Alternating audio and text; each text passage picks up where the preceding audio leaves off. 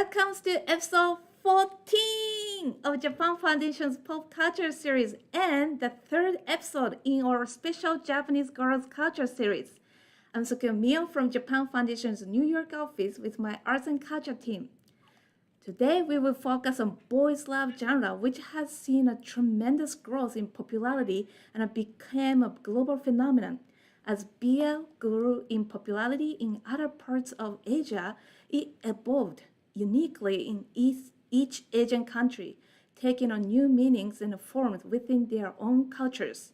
Today, we will delve into the history and the transformation of the BL genre across Asia through the examples of Japan, Korea, Philippines, and Thailand, while exploring the transnational popularity and cultural influence of the BL genre in Asia. Our first speaker is Dr. Akiko Mizoguchi from Massachusetts. She is a queer visual culture theorist based in Yokohama, Japan, and currently a 2021 to 2022 fellow at the Suzy Newhouse Center for the Humanities in Wellesley College. She has published extensively on film, contemporary art, and LGBTQ media. Her work particularly focuses on boys' love. Akiko has written 2 award-winning books on the subject in Japanese, Theorizing BL as a Transformative Genre, Boys' Love Moves the World Forward, and its dialogue edition. Today, she will be a bond editor and will give us a short presentation about the overview of how boys' love genre was born and has transformed in Japan. Our second speaker is Dr. Hyojin Kim from Korea. She is assistant professor at Institute for Japanese Studies at Seoul National University. Majoring in cultural anthropology, her interests lie in Japanese otaku and Fijoshi culture and its impact on Korean popular culture. Today, she will give us a short presentation about the history of boys' love in Korea and the recent Living BL debates based on her forthcoming article in English, Rethinking the Meaning of Boys' Love in an Era of Feminism, online discourse on Living BL in late 2010s Korea. Our third speaker is Dr. Christine Santos from the Philippines. She is assistant professor at the Department of History and Japanese Studies program at Ateneo de Manila University. Her areas of study includes gender and a cultural history focused on queer and youth cultures in Asia. Outside of academia, she is also one of the founding organizers of Lights Out, the first BL convention not just in the Philippines but in Southeast Asia since 2004. The event has been renamed as Blush since 2012. Today, she will give us a short presentation about the transformation of boys' love genre in the Philippines and her experience and insight through organizing the BL convention in the Philippines. Our first speaker is Dr. Thomas Baudinet from Australia. He is a senior lecturer in Japanese and International Studies at Macquarie University, a cultural anthropologist. His ethnographic research focuses on how pop culture informs knowledge about gender and sexuality across East and Southeast Asia. Thomas has written 2 books, including the forthcoming Boys' Love Media in Thailand, Celebrity, Fans, and Transnational Asian Queer Popular Culture. He is currently investigating LGBTQ fans of K-pop with a particular focus on idol shipping. Today, he will give us a short presentation about Thai BL dramas that have gained worldwide popularity. Now, we will begin our program with the pre-recorded presentations from each guest speaker. After pre-recorded presentations, they will hold a live discussion based on the questions from registrants. This time, we got a record-breaking number of registrations and questions from across the world, and we are so excited to see the massive interest for this genre from our audiences. After the discussion, we will also have a Q&A session, so please feel free to comment or ask questions in the live chat. We will try to answer as many of your questions as possible. So, Now let's move on to the pre-recorded presentation, starting with Akiko. I will return later for the Q&A session. See you later! Yo. Hi, I'm Akiko Mizoguchi. I'm delighted and honored to give a presentation in English based on my 2 Japanese language books, Theorizing BL as a Transformative Genre and its dialogue edition, which have been translated into Chinese and Korean. BL, the acronym for Boys Love, Bo is Love, is a genre consisting of male-male romantic fictions created by women and for women in Japan.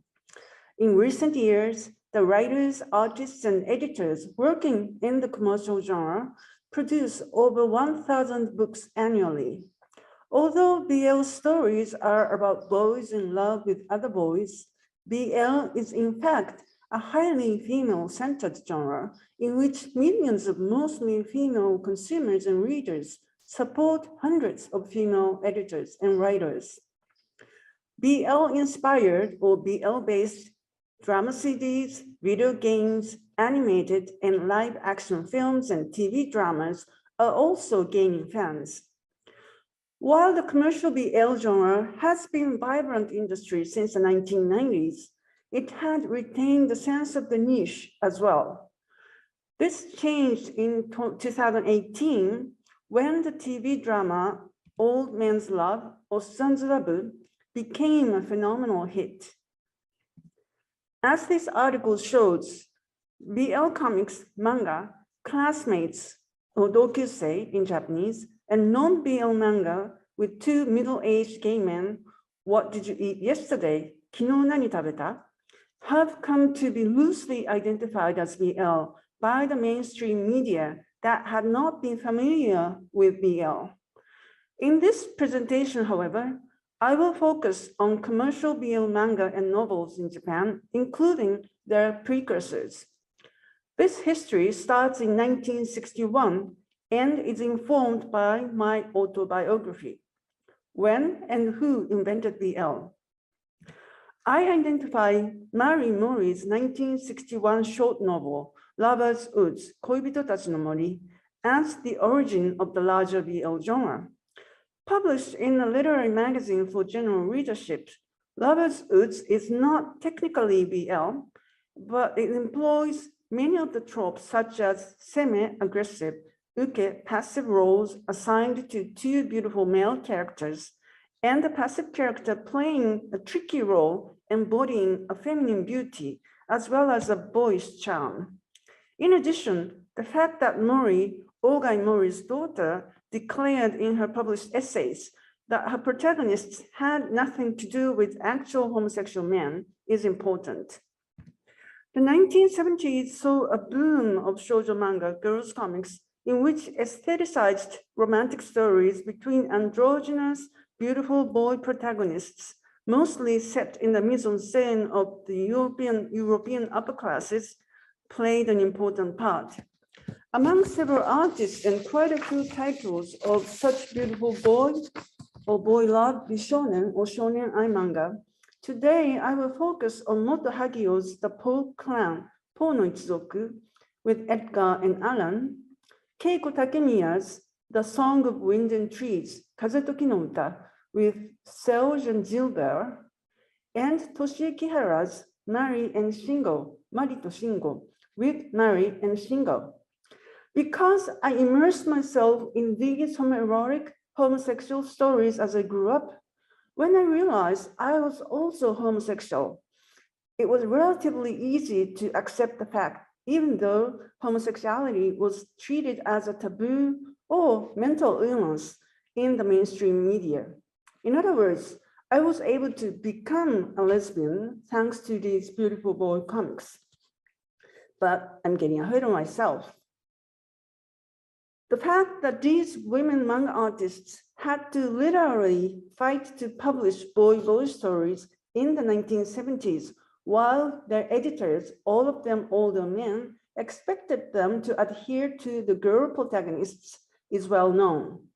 Why did they want to portray boy stories so badly, even though they themselves and their readers were women? I'm summing up the reasons the artists have given so many times over the years. Employing boy protagonists instead of girls made the following possible. One, depicting unfeminine behaviors such as jumping over the fence without having to give a special excuse. Two, securing a safe distance for girl readers so they were able to address risky issues such as pleasures and dangers of sexuality, addiction, and mind control. Three, portraying two people who pursued to be equal throughout their lives without making compromises. Reflecting the norm of the 1970s and 80s Japan, none of the beautiful male characters grow up to be adult gay men in these stories. Nevertheless, it was completely possible for potentially queer kids, including myself, to repeatedly identify with and enjoy the homosexual and homoerotic moments. I confess that I even fantasized alternate futures for the protagonists, especially Mary. As for Edgar and Alan, 14-year-old vampires, I've been literally praying that they get back together since Hagio resumed the serialization of the Polk clan in 2016 after 40 years of hiatus. While Moto Hagio and Toshi Kihara continue to be active as manga artists, the popularization and sexualization of male fictions happened in the 1990s, and the commercial BL industry emerged. Roughly speaking, it absorbed two threads. First, the beautiful boy manga, and second, fan fictions, doujinshi, employing the characters from boys' comics, shonen manga. As is well widely known, BL is fundamentally an escapist genre that promises pleasures for mostly heterosexual female readers by letting them vicariously indulge in male-male romance. While genre fictions always assume that certain conventions are already shared by producers and consumers, it should be safe to say that BL had constructed a rather unique set of formulae. For the interest of the time, here I am presenting one typical scenario.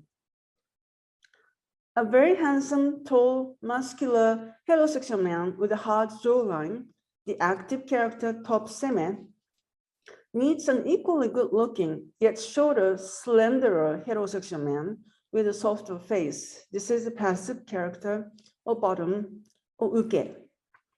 They become lovers, but both insist that they're not gay.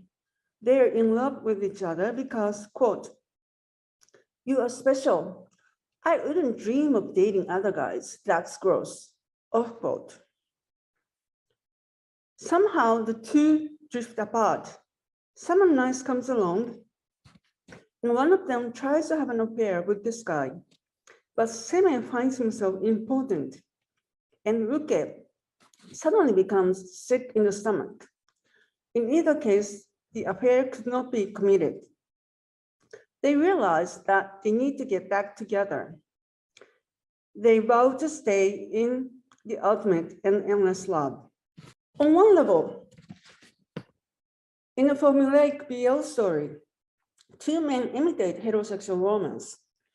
On another level, by performing the supreme and eternal romance, the beautiful male characters as women readers' agents produce an almost mythological realm in which they are no longer available to any other men or women, thus letting the readers vicariously experience immunity, so all the subsidiary characters, including the patriarchs, cannot touch them. While the formulaic BL fictions should be applauded as the mechanisms to heal women's injuries that they experienced in the patriarchal society, we must also admit that the male-male framework had been adopted without considering how the male protagonists might correspond to gay men in the real world. Over the years, however, BL has transformed into an unprecedented genre in which gay-identified male protagonists engage in realistic episodes about coming out and other negotiations, especially in this century. Surprisingly, a substantial number of such portrayals in recent BL fictions are significantly more advanced than the reality. In other words, these BL fictions provide episodes that can function as models for flesh and blood citizens who wish to overcome homophobia and heteronormativity. I call such BL fictions as transformed BL and transformative BL, in Japanese, Shinkake BL. These BL fictions have transformed from the 1990s formulaic ones. They now have the potential to transform the ways in which their readers act in their lives and can eventually make the society to a less homophobic one. Among my archives of transformative BL texts, with many coming out and other slice of life negotiations, I've chosen a more subtle example today. This sequence comes from OV2, the sixth book of the Classmates Odokyusei series published in 2014, one of the most popular and acclaimed series in the recent BL genre. So popular that the first book of the series has been made into an anime. And this series has been translated by one of the best translators, Jocelyn Allen. But as this volume hasn't come out yet in English, this is my tentative translation. In this scene, a couple of years after they met as classmates in high school, curly-haired Kusakabe, now an aspiring professional rock guitarist, is visiting his boyfriend Sajo in Kyoto, where he attends Kyoto University. Black-haired Sajo with glasses had a gay identity from the beginning of the story when he was 15. Kusakabe was not originally gay identified, but he somehow fell in love with Sajo and now is happy to be with him and to live a life as a gay man. That is why Sajo thinks that if Kusakabe had not met him, Kusakabe would have led a heterosexual lifestyle and become a good dad.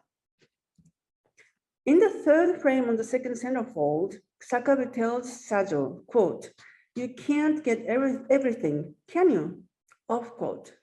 He continues to say that he is confident that he has made the best choices.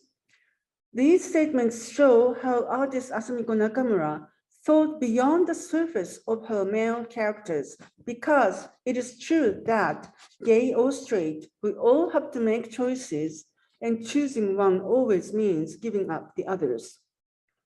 This is a quintessential example, however subtle, of a female artist thinking about her male gay characters as herself, not the other. These transformed and transformative BL stories are distinctly different from the 1990s formulaic ones with homophobic characters who maintain that they are not gay even after the male-male romance is consummated. How have such transformations happened?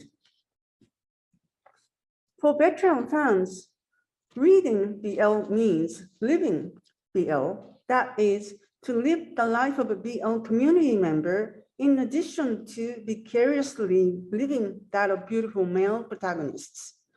While what is represented is male-male romance, for veteran fans, it is more about exchanging their desires through such portrayals. I am not suggesting that most fans consciously thinking about BL characters this way all the time. In case of Kusakabe and Sajo of Dokyusei series, most fans would say something like, quote, "Oh, I love how they are together because the episodes are so heart-throbbing, munekyun," off quote. But the sense that the characters function not only as the objects of their desire, but also the authors and the readers, agents, and themselves, it's so naturalized that most fans know it without saying it.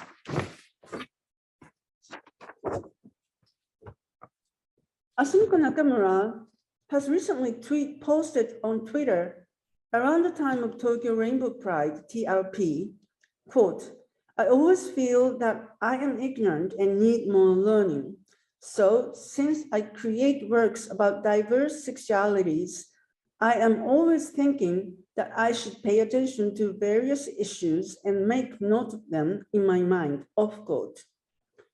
While undoubtedly it is her sincerity that has led her produce BL stories with queer activist potential, we must remember that millions of readers, most of them simply pursuing pleasurable fictions, are supporting Nakamura's creative work as a professional manga artist. As a lesbian who was saved and nurtured by positive depiction of beautiful boy homosexual and homoerotic characters, albeit limited to their teens or non-human vampires in the beautiful boy comics of the 1970s, witnessing their descendants showcase the possible ways in which young and beautiful gay characters grow up to be reasonably happy gay adults is a fascinating and ongoing experience. Thank you for listening.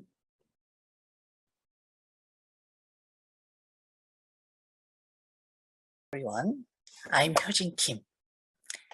In my part, I'll talk about boys' love in Korea and recent living BL debates, which most of you haven't heard about. Boys' love has enjoyed a strong following in Korea since the 1990s. While a few local amateur artists were influenced by Japanese penguins in the 1980s, it was not until the 1990s that boys' love, then called yaoi, began to become popular among young women. Early on, most popular boys' love work were by Japanese artists, but by the mid-1990s, Korean artists started to create their own boys' love work. The explosion of the K-pop industry and rise of the idol culture in this decade also contributed to a flourishing of amateur boys' love work, including idol fanfictions. At roughly 30 years old, boys' love in Korea involves the creation and consumption of comics, novels, drama CDs, and other forms such as fanfiction. In addition to amateur fanwork, most Korean boys' love are recently published as webtoon and web novel by various platforms. Here are some popular examples of Korean BL webtoon and web novel, which are now translated and exported to many foreign countries. Painters of the Night, Semantic Error. However, on the other hand, there has been intense discussions about Thai BL, that is, living BL, across Korean social media, especially on Twitter in late 2010s. Living BL literally means escape from boys' love or abandon boys' love. This escape involves recognizing the various problems within the genre, which should lead us to stop the creation and consumption of boys' love entirely. Interestingly enough, proponents of living BL are distinct from the traditional opponents of boys' love, mainly based on their conservative religious beliefs, homophobic prejudices, and various taboos against the expression of women's sexuality. To the contrary, most supporters of living BL were previous fans of boys' love, but now criticize the genre from an inside point of view. Moreover, the majority are self-identified feminist women in their teens and 20s, who have been heavily influenced by the recent rise of feminist discourses in Korea. Given this situation, we might ask why young women who were themselves once boys' love fans have come to criticize boys' love as an obstacle to feminist progress, and further to argue that all women should abandon the genre entirely. Since the 2000s, amateur penguin culture in Korea has developed, supported by the spread of high-speed internet and an increase in related fan events. Also, movies created by gay directors attracted enthusiastic Korean Fujoshi fans to a large extent. On the basis of these changes, a series of high-quality amateur penguin-style anthologies on boys' love and Fujoshi were published by Fujoshi themselves in mid-2010s. Among these, Metafujo is the most significant for living BL, as its emphasis on Fujoshi's self-reflection on their exploitation of gay and on the contradiction between being Fujoshi and being feminist. Actually, several authors of this anthology became the strongest supporters of living BL in Twitter later. In addition to these fan-driven critics, the academic evaluation of BL in Korea has changed in parallel with the populist surge of feminism activists and criticism since mid-2010s called Feminism Reboot. Some Korean feminists pointed out the need to approach BL critically because Fujoshi tends to remain as only consumers of male-centered popular culture in spite of the liberating aspects of BL.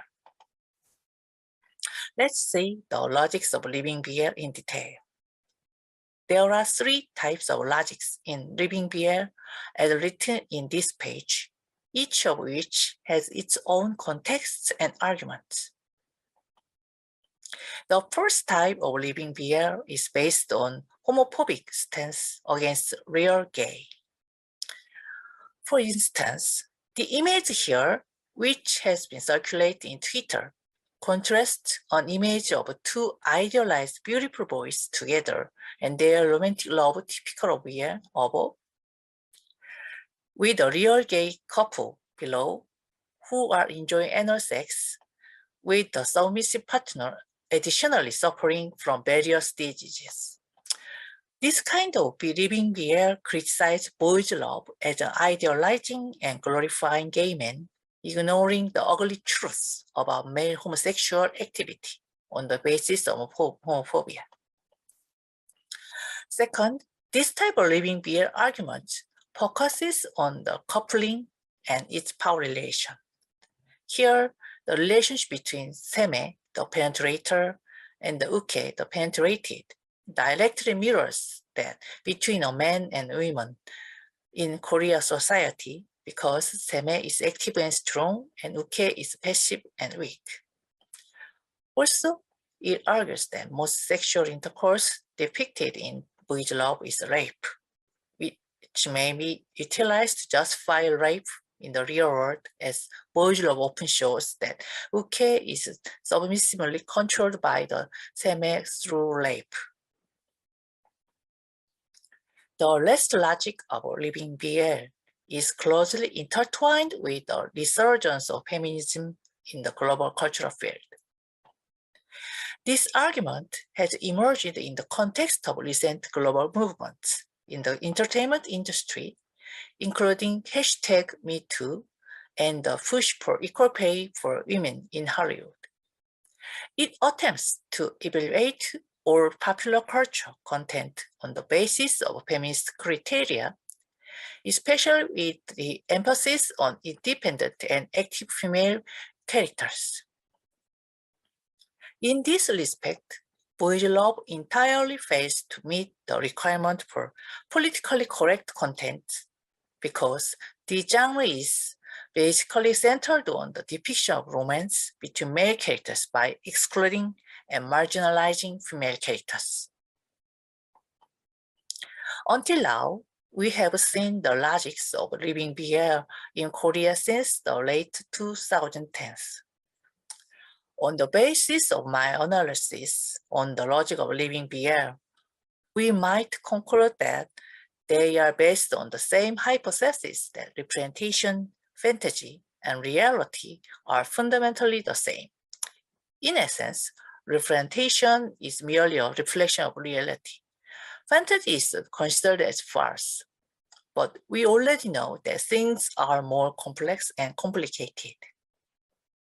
In fact, the most serious problem with this simplified logic of representation, fantasy, and reality is that all such arguments tend to ignore and erase the independent desire and agency of boys' love readers and creators. Rather, Living BL accuses boys' love of their bad influence on readers and society by arguing that boys' love is a genre based on the fantasy of gay sex and male hero worship.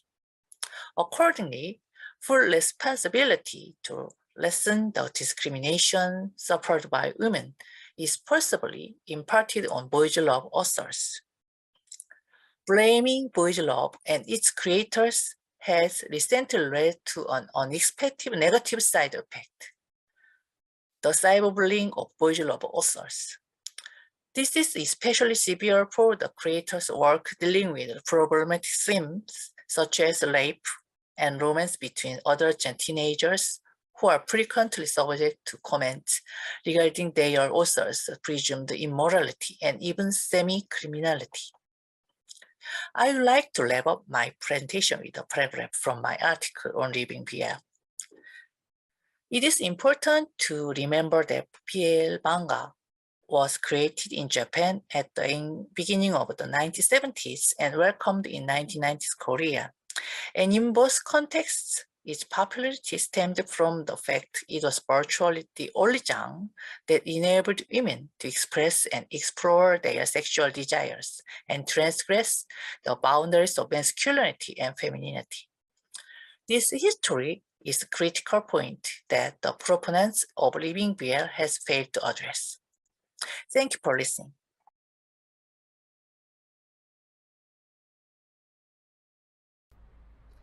Good day, everyone. I'm Christine Santos from the Japanese Studies program at Ateneo de Manila University. It's an honor to be invited here to talk about BL in the Philippines. For this talk, I'll be talking about the history of BL in the Philippines, local BL products, our BL community, and of course, our events. While BL has its roots in Japan, the transcultural flows of Japanese popular culture made it accessible in the Philippines. From the 1980s to 1990s, through exchange students and migrant workers who study or work in Japan, BL, or what is known then as Yaoi, were initially accessible through Japan-oriented university clubs like University of the Philippines Tomokai and DLSU's Nihon Kenkyukai. In the 2000s, when the internet was more accessible in the Philippines, Filipino fans encountered BL through online fan sites, ranging from asthesystem.net, airing fantasy, or an online community or fan work websites such as LiveJournal, fanfiction.net, Pixiv, DeviantArt, Wattpad, and Archive of Our Own. By 2010, there's a growth of BL fan culture in the Philippines. There were various fan events where BL fans would gather. We're proud to have one of the few places in Southeast Asia to have a dedicated BL event, Blush. I'll talk about that later. There's also a rise of amateur BL comics, some of which are distributed in Japan through Torano Ana, and some BL artists eventually work for a local publisher named Black Ink, which also produces commercial BL works and novels. Given our BL history, I'd also like to touch upon these BL trends in the Philippines. It used to be heavily rooted in Japanese popular culture, however, this has changed over time as our media landscape grew increasingly engaged with media from the region. For example, when K-pop became popular in 2010, K-pop shipping emerged and has been embraced by local fans. In 2014, Thai BL were shared in various FB communities and on YouTube, giving rise to Thai BL fan base in the country. And in the 2010s, inspired by Thai BL, Pinoy BL was created, which trended not just within BL fan spaces, but also on mainstream media. This wide interest in various BL cultures diversified BL fan cultures in the Philippines. While we have diverse fan engagements, I can't say that we have a thriving BL commercial industry in the Philippines. So far, we have one publication that produces BL, that would be Black Ink. Black Ink is under one of the largest publishers in the Philippines that has one of the largest distribution reach in the country. The Philippines book industry does not compare with Japan or the US, but I think given its wide distribution and continued publication of BL comics and novels, Black Ink is doing well as a local BL publisher. There are also many independent artists who self-publish BL works on comic events or online via Tapas or PenLab. Recently, there have been a couple of local bookstores that make an effort to also import English translated BL from Seven Seas, Sublime, and Kumapub. I think it's been helpful to Filipino BL fans that they could also purchase their BL digitally through digital distribution sites such as Futekia, Honto, Comixology, and so on. As I mentioned earlier, there was a surge of BL web dramas called Pinoy BL in 2020. This industry remains young, and I think it's still finding its character and identity as a BL media. At best, I can say that the best of them show great promise, and I look forward to seeing Pinoy BL grow. Lastly, I must commend the many fan works produced by Filipino BL fans. We have an active BL fan community that engages regionally and globally through online Anglophone networks such as Facebook and Twitter. We've had fan artists who participated in Comic Market in Japan, AX in the United States, Dojima in Singapore, and Comic Festa in Malaysia. These regional fan networks provided healthy creative spaces for Filipino BL artists who continue to produce illustration, books, stickers, and accessories. Producing fan comics are still tricky for some local artists who actually see faster engagements with merchandise and illustration. In terms of BL fiction, most would write fan works on platforms such as Wattpad or Archive of Our Own. These fictions are written in a mix of English and Filipino. Twitter has also been popular for Filipino fans to create this social media AU called Philo AU.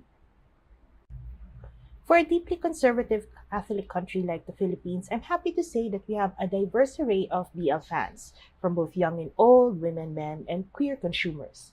There certainly was a growing mainstream interest in BL because of Thai and Pinoy BL, which highlights the importance of queer visibility in our conservative country.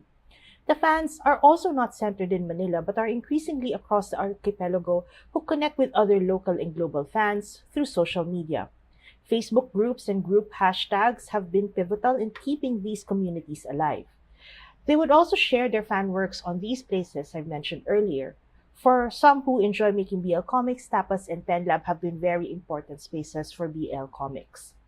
Communities have been pivotal in emboldening BL fans, specifically for those who feel a semblance of religious guilt.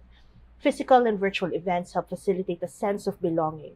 For Filipino BL fans, these communities have been helpful in accepting this queer practice.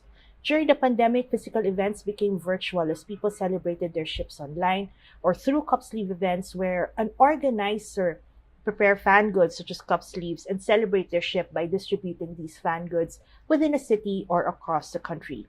Prior to that, physical events were very important in creating a sense of community. I've been fortunate enough to organize and participate in two BL fan events in Manila. When I was in college, we organized Lights Out. It was primarily a local event where we had talks, discussions, film viewing, games, and even a small library for us to share whatever BL goods that we have with other BL fans. We started with a small group of 100. It was primarily due to the event space and ended up with around 500 or 600 attendees. The max that we've ever had was around 800. We had to end the event due to various work commitments, but after much demand from the community, we reorganized again with Blush. With Blush, we still had the same activities, but we now invited speakers from the academe, from the industry, such as Black Ink, comic creators, and game developers. We also launched the Blush Anthology, which collected original works from BL fans. To our surprise, we had submissions from Spain and Malaysia. Our friends across the region have also been interested and participated in Blush throughout the years. As of 2019, when this picture was taken, we've had Filipino BL fans coming from Dubai and the United States just to enjoy the event with other local BL fans. This global aspect of Blush was a surprise, and increasingly we've had demands to make the event larger and more accommodating. However, due to the restrictions of physical space, more so given queer content, we are unable to accommodate everyone. Certainly, after the pandemic, that is something that we will consider for our next event. In a forthcoming chapter I've written for a book on queer art, I argue how the presence of BL works is critically important to facilitate a safe space for a community living in a religiously conservative country.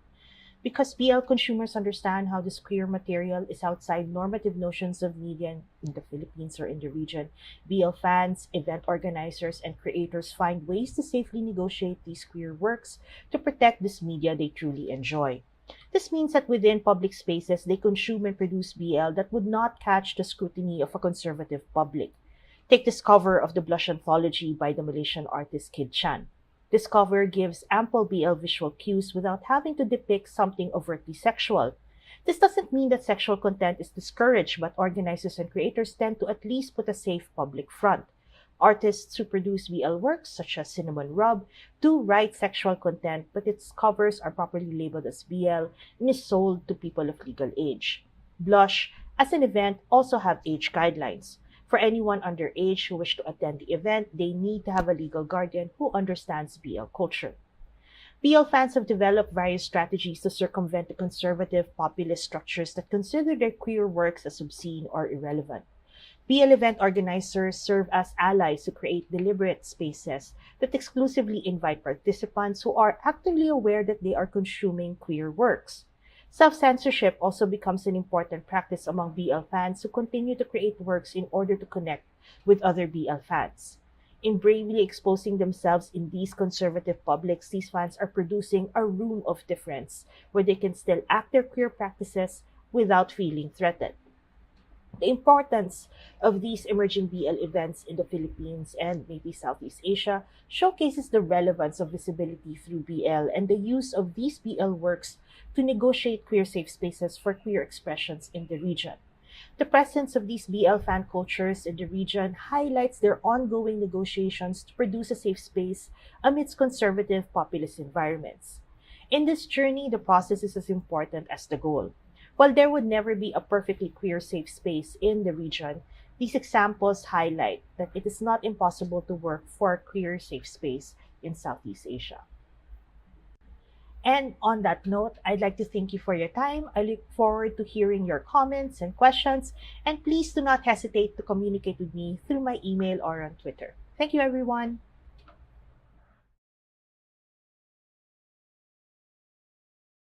What I'm presenting to you today is a summarized version of the several introductory chapters for my new book, Boys Love Media in Thailand, Celebrity Fans and Transnational Asian Queer Popular Culture.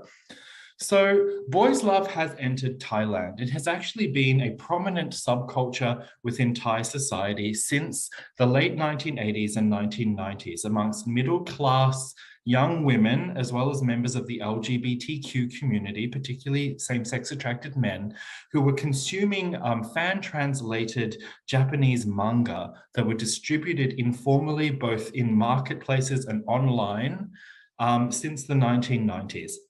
However, from the 2000s onwards, we have seen an explosion of Thai-produced BL media, first and foremost in the form of online novels, which eventually became physically published novels, but also in the production of cartoon Y, so comics that are produced by and for Thai audiences, and most significantly in recent years, since 2014 onwards, the production of boys love dramas. Now in Thai, we call these soap operas lakon, but they are also known as series Y, with Y representing yaoi, an older term for boys love that is still commonly used in Thailand today.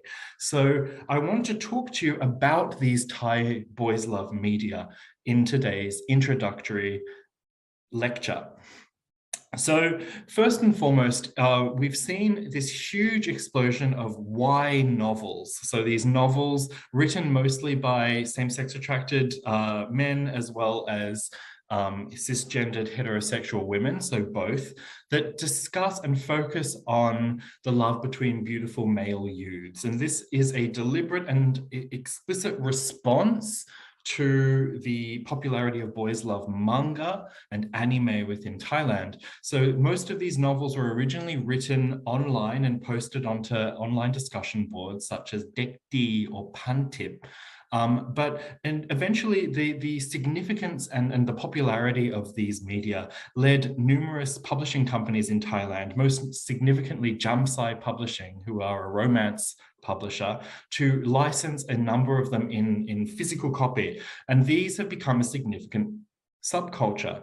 And television corporations in Thailand, looking for new and innovative forms of media and sources for their new dramas to compete with K-dramas, so the dramas of Korea, turn to these hugely popular Y novels as a source for new content. So from the explosion of Y novels, we have now an explosion of BL Lakon, BL series, boys love series, live action series, in which we see talented male stars appearing in romantic narratives together. And they are produced by all of the major television production studios in Thailand to date. Between 2014 to 2021, my research uncovered that approximately 100 BL series had been broadcast and produced and screened in Thailand. And then actually in 2022, when I have recorded this lecture today, actually we've seen another further 90 media boys love series in production or already being broadcast. So almost as many shows have been broadcast or will be broadcast in 2022 as were produced between 2014 and 2021, signifying that this is a hugely mainstream popular form of media in Thailand. But what's important is that they're not just popular in Thailand itself, but have become a form of Thai pop culture that has spread across East and Southeast Asia, particularly in some very important markets such as China, the Philippines, and even in Japan, as I'll talk about in a second. Now, much like the boys love manga of Japan, the majority of fans and consumers of BL media in Thailand do identify as heterosexual women, but there are, as you can see from this data that was published in a survey by Line Insights in 2020, almost 1/5 of these consumers identified as men, and the vast majority of them also identified as members of the LGBTQ community. We also see a wide age group from those in their early teens right up until their mid-40s. And it's also significant to note that the majority of consumers in Thailand come from a more middle class and urban population. So they tend to be popular amongst those who have the economic means to watch and engage with Thailand's consumer culture. Another thing that's important to note is that the majority of those who consume Thai BL consume it due to their engagement with Thai BL itself. So we don't have this kind of tunnel anymore where fans of Japanese boys love would then watch Thai media, boys love media, as a way to engage with boys love. Like Thai BL is its own entry point for people in Thailand as well as outside of Thailand. And as this image on the slide also indicates, very many people have got into Thai BL because of their interest in and engagement with Korean dramas. And as I'll talk about in a second, there is actually a lot of influence on the development of Thai boys love from the broader Korean wave, the popularity of South Korean pop music and drama culture. Within my research, I talk about the development, of what I term Thailand's boys love machine. As I have argued in my research, Thailand has been using BL as a mechanism to promote and manage and develop new forms of stardom, new forms of celebrity, and create new forms of media that are designed to engage middle-class consumers, the majority of whom are young women who possess a significant amount of economic power within Thailand and really drive Thailand's burgeoning consumer culture. And in doing this, Thailand's media industries are following patterns that had been previously established in the late 1990s through the K-pop industry, as a colleague of mine, Jungmin Kwon, writes about in her research. Now, one particular Thai production company has become an adept at the development of BL, to the point where Thai consumers and mainstream Thai people view Grammy as almost synonymous with BL. So this group is called Grammy, GMM Grammy. We just call them Grammy. They're one of Thailand's largest producers of media content. They did initially begin as a music production company, but have branched out into the production of these soap operas called Lakon, as well as other television shows, variety content, for instance, movies, concerts, magazines, and running massive fan meetings, many of which tied to Boys Love. And according to their most recent kind of annual report, they identify themselves as holding 70% market share, though this figure should be viewed with some skepticism because it is, of course, in their own annual report. But what has been really interesting to me is how this company has used BL very strategically in order to manage new forms of celebrity. And this is where Thai BL is very kind of distinct and innovative and moving away from the predominantly animated or manga focus of, for example, Japan. And in some ways, this is where Thailand is very similar to what we're seeing happening in other markets such as Taiwan and mainland China.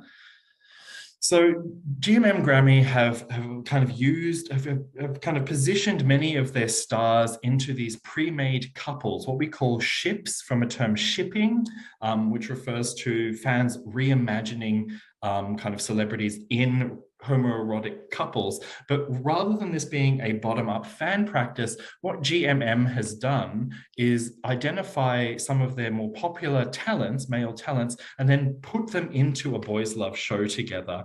And in so doing, they create a couple that is designed to be shipped. In Thai language, we call this a kujin, which is a Thai language word which means imaginary couple. So here on this this picture, which is a cover of a very famous and popular women's magazine called Preo, we have the 4 royal couples of GMM. And in the center, we have perhaps the most popular and most important recent BL couple in Thai history, which is known as Bright Win.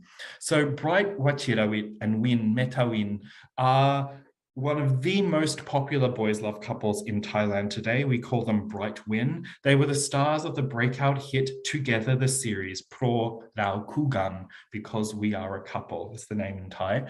This series was broadcast in 2020 at the height of the pandemic, and it went massively viral. It became hugely popular, and Bright Win became household names across Southeast Asia and even East Asia, and their series has become a mega hit and has driven Thai Boys Love to the forefront of the consciousness of many consumers around the globe. Now, in my writing, I like to think of these imaginary couples, these kujin, as queer idols who are borrowing the aesthetics and the fandom practices, shipping, that have become popular from K-pop and transforming it into a form of kind of queer media representation. So when I use the word queer, I'm actually drawing upon a cultural studies understanding of queer that may be different to some of the more kind of politics-focused uses of the terms many people are familiar with. I'm quoting the work of David Halperin, who understands queer as whatever is at odds with the normal, the legitimate, and the dominant. So I argue in my scholarship that these BL idols and Thai BL media in general is queer because not only is it pushing back against the fundamental heteronormativity, the kind of valorization of heterosexuality within Thailand through these very specific homoerotic performances, but it's also about instilling and introducing a new way of consuming media amongst Thai consumers that is about recognizing and celebrating the pleasures of homoerotic and queer romance.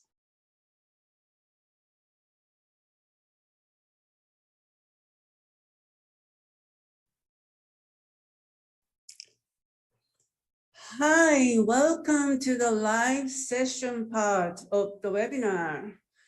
Once again, I'm Akiko Mizoguchi. I will be the moderator for the live session part. First of all, thank you for joining this webinar. It's at night in the US and early in the morning in East Asia. And I'd like to thank Japan Foundation New York, Mio Sakuya Mio, for this 14th installation of the webinar series. You know, while four of us have met each other at academic conferences before, but this is special tonight for me today. I mean, to be able to share our research to the BL fans directly and also to be able to communicate with you.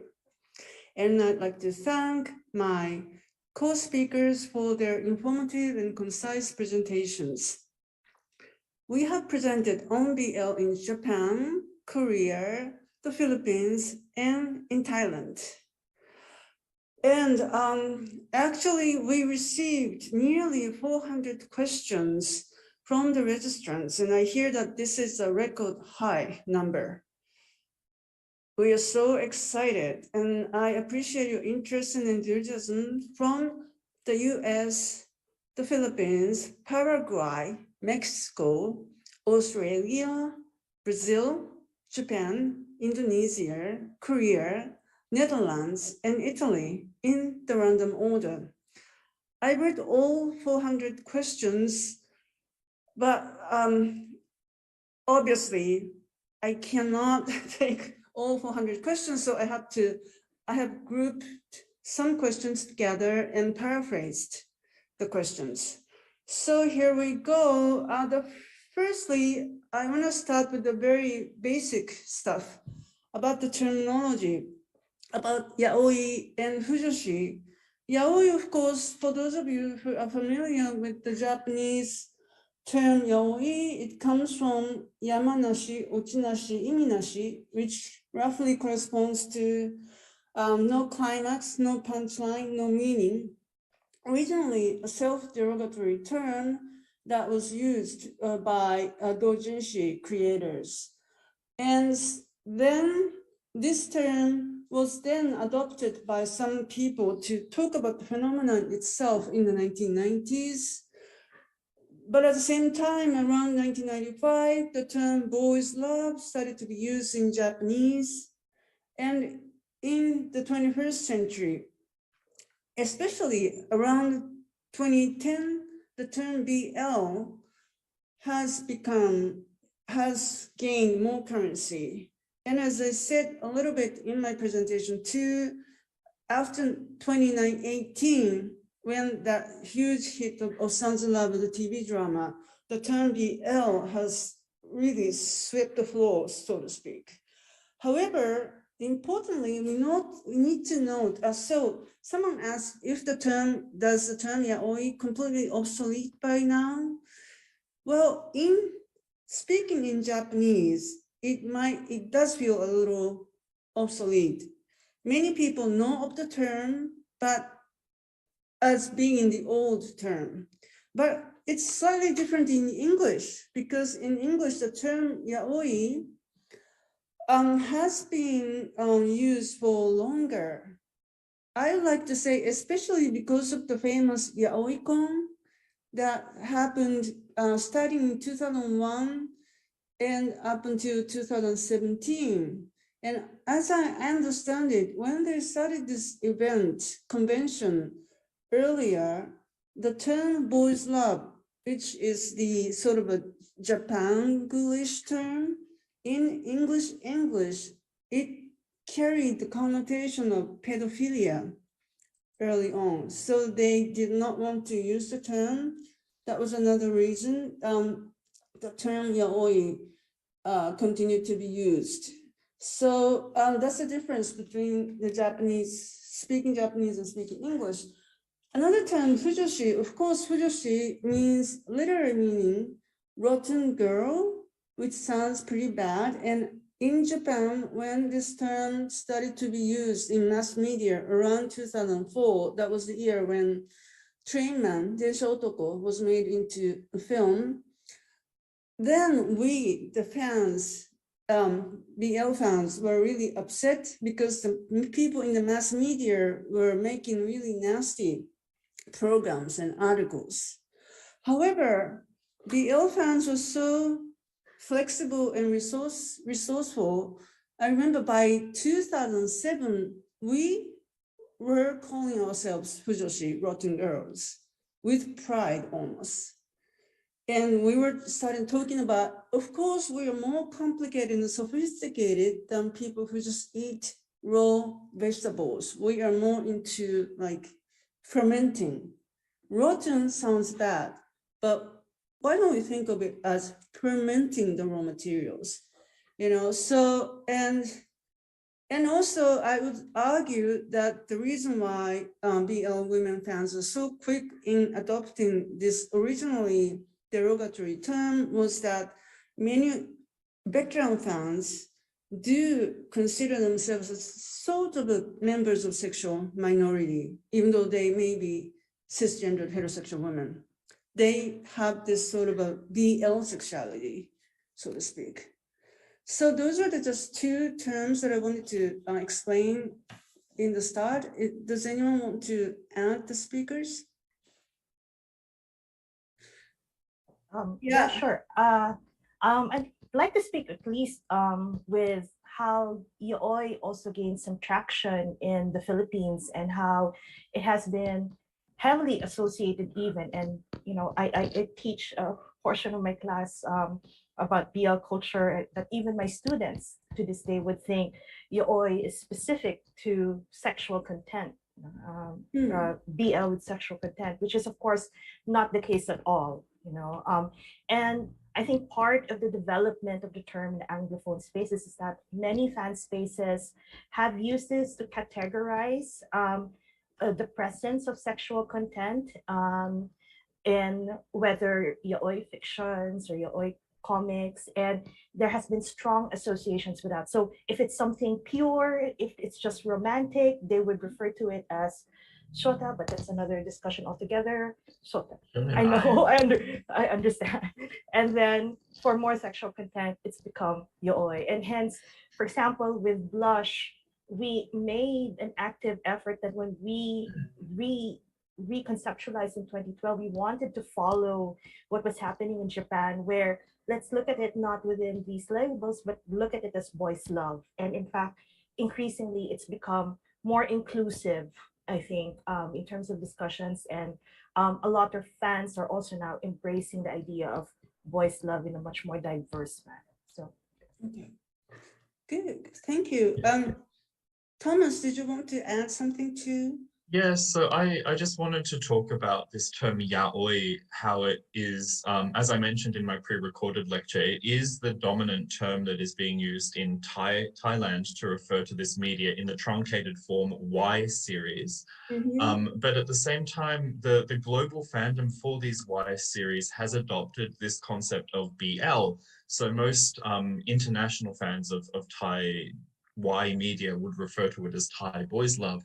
And what's been interesting to me studying the global kind of fandom for Thai BL and research I've done in the Philippines is when Thai BL first became a kind of popular media form within the context, for example, of the transnational Philippine fandom back in 2014, 2015, well before the 2020 Together boom that I referred to in my lecture. We actually had a lot of fan debates emerging on social media, trying to distinguish Thai BL as being different to or divorced from so-called Japanese yaoi. And what really interested me was how a lot of commentators and fans in the Philippines would use this concept of yaoi as being Japanese to argue that boys' love was a Thai form of media and kind of willfully misunderstanding or misreading the connections between the two. And I think that we still have that sometimes emerging even today with some people trying to use this term yaoi to delegitimize the work of Japanese fans as being fetishistic or somehow problematic, and then boys' love being somehow more pure or somehow more related to LGBT content, though of course there are others who will try and dismiss boys' love and yaoi together from LGBTQ content. And I think that this is a really interesting debate. The most recent example of this has been around the series Heartstopper on Netflix, which has reignited in Anglophone fandom spaces debates over purity politics and whether or not boys' love is queer representation, which I think for many of us gathered here today, I think that the idea that boys love is a form of queer representation is not at all controversial. Right. Hyojin. Thank you. In fact, in Korean context, yaoi is kind of a real, the kind of the real Japanese word, because Korea has the colonial history of Japanese empire in the past. So just Korean people don't want to use yaoi in fact so much. So because the BL boys love was imported as a word in Korea, people just want to use BL than yaoi, because yaoi is such a strong connotation of it, like Japanese content. Yeah. I have a quick question. In Japan, the word term boys love gained currency around 1995. So in Korean before 1995, what was the major term that Yaoi, definitely yaoi. But after importing of the boys love word, so they just switch it. Boys love. Okay, That's yes. interesting. That's interesting. Okay, so now we got a lot of questions about the what is the definition of BL, especially what is how is it distinct from other gay or other queer fictions? And I want to start by just giving the basics. In Japan, is that it's very basic. In Japan, works that are published online or paper, whatever, or produced under the label or the company that call that label BL or the magazines are the works that are officially BL. There has been a couple of exceptions, not many. One of the exceptions is the Kyuso wa cheese no yume o miru, The Cornered Mouse Dreams of Cheese. The original work was around 2009, and it was made into a live action film in 2020. And the original manga work was published in the magazine for somewhat like ladies comic magazine. But so many readers thought it was great BL that it won the first prize in the BL yearbook called Kono BL ga yabai.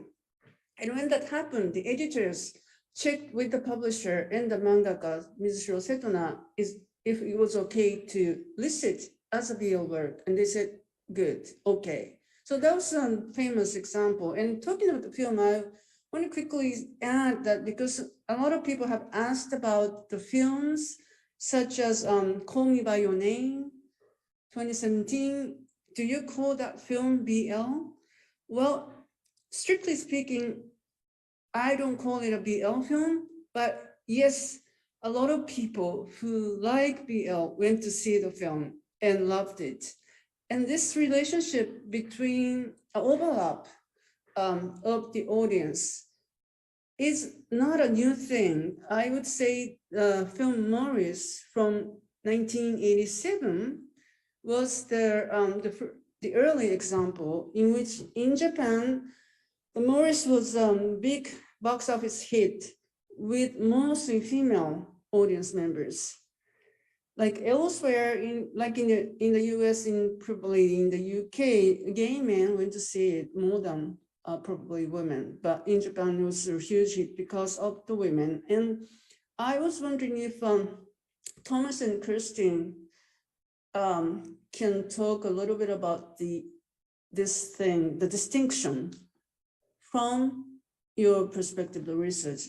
Thomas, would you like to take that on? So I'll address this first. I'll actually talk about just quickly, very, very quickly, the research that I've done in Japan, which I did before I began the research in Thailand.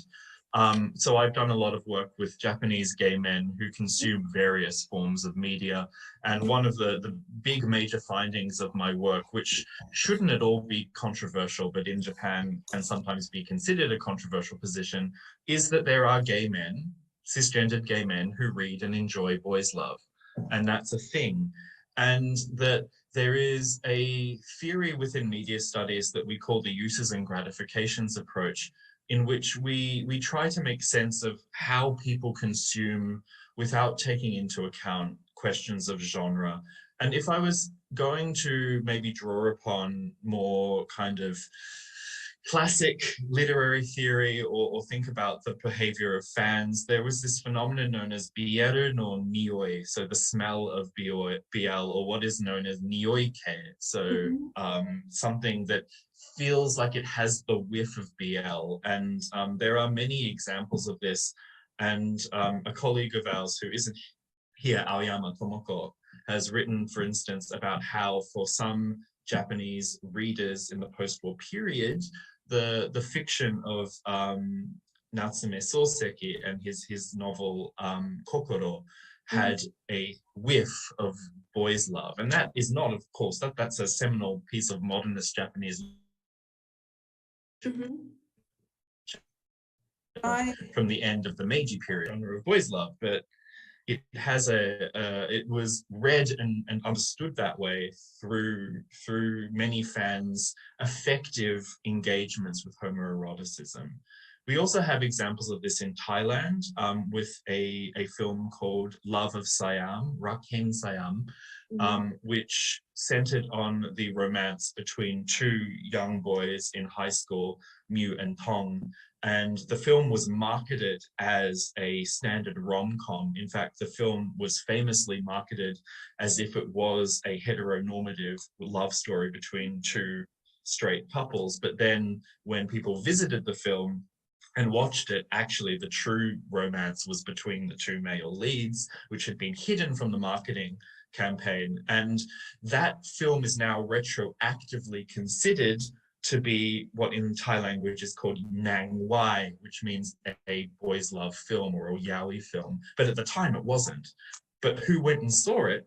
Young women who were into BL from Japan. And actually in my work, I argue that Love of Siam is the prehistory of Thai BL, because it gave this new celebrity culture. It showed that there was a market for homoerotic texts for women in Thailand. And it just shows us that these distinctions between BL and gay have have less to do with the producer or the sexuality of the author and more to do with who is doing the consuming of the text. And I think that that's what we should be focusing on.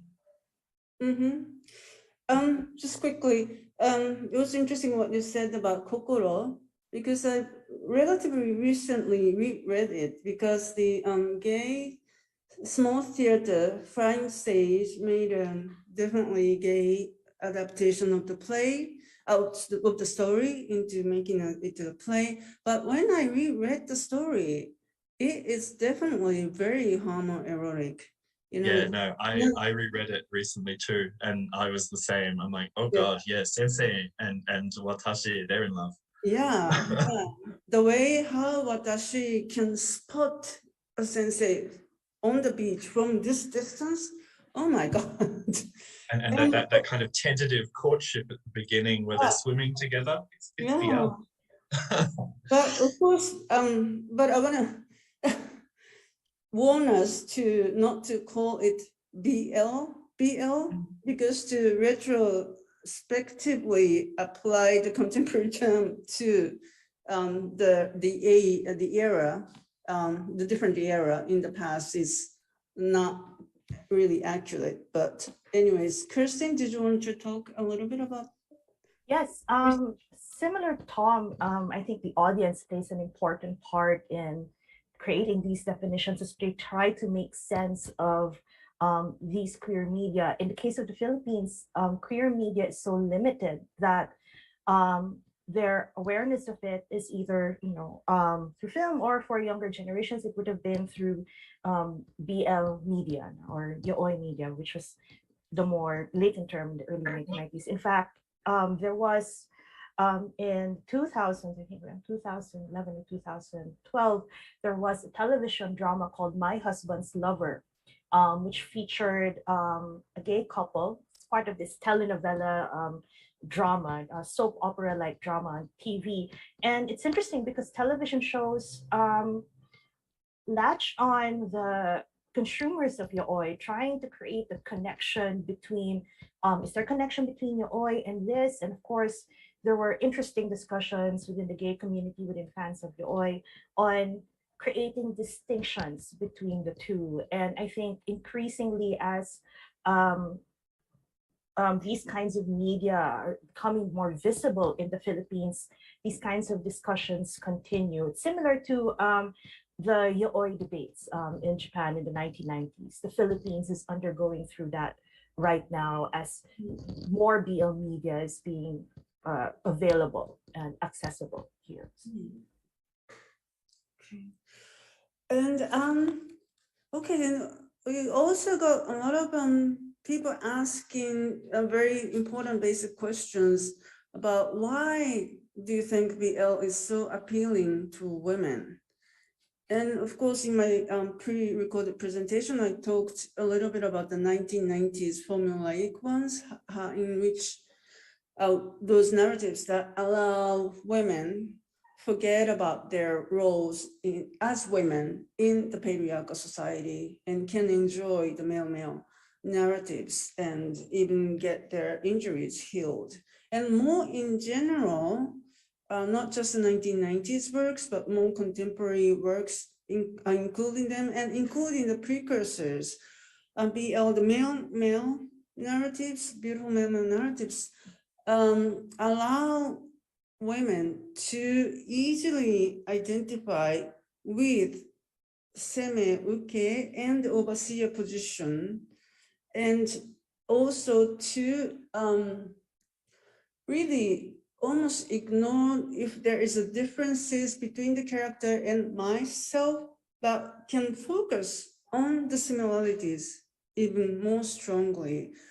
And there was this BL manga artist, Aki sensei, who made a commentary on TV a few years ago, maybe almost many years ago, maybe. She said it in a very quotidian terms, interestingly. She said that, well, the male couple meet and they go to bed together, and that's that she can enjoy just like that. But if one of the characters is female, she has to worry if she had right kinds of nice lingeries on or not.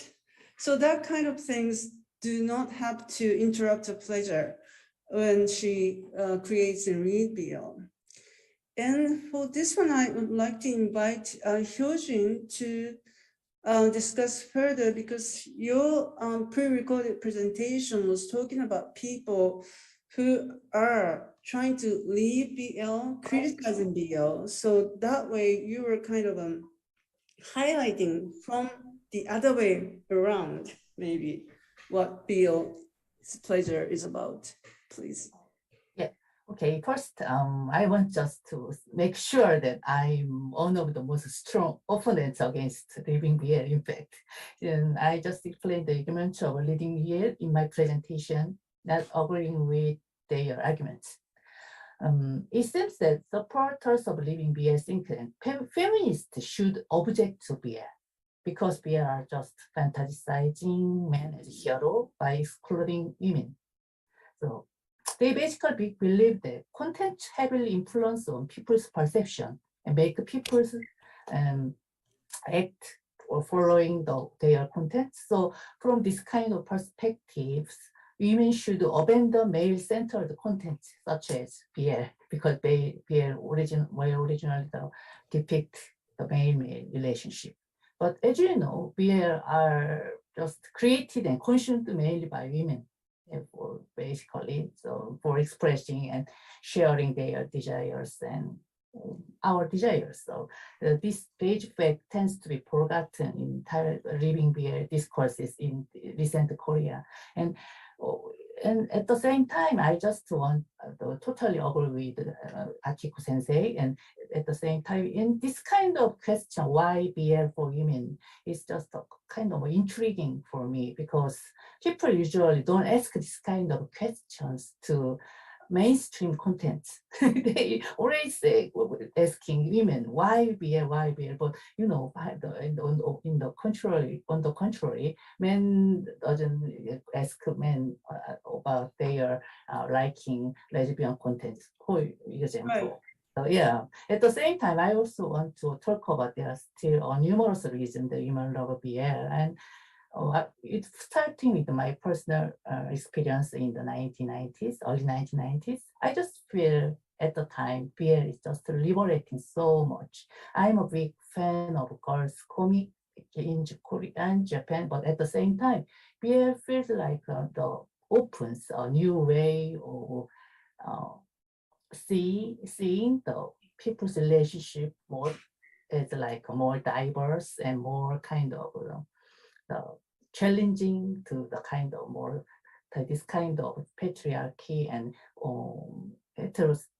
heteronormative society. So this kind of context is still effective in Korea, and at the same time, these days young girls in Korea really just can select what they want to read and kind of all kind of content, but still young Korean girls want to read BL and create BL. So that maybe shows why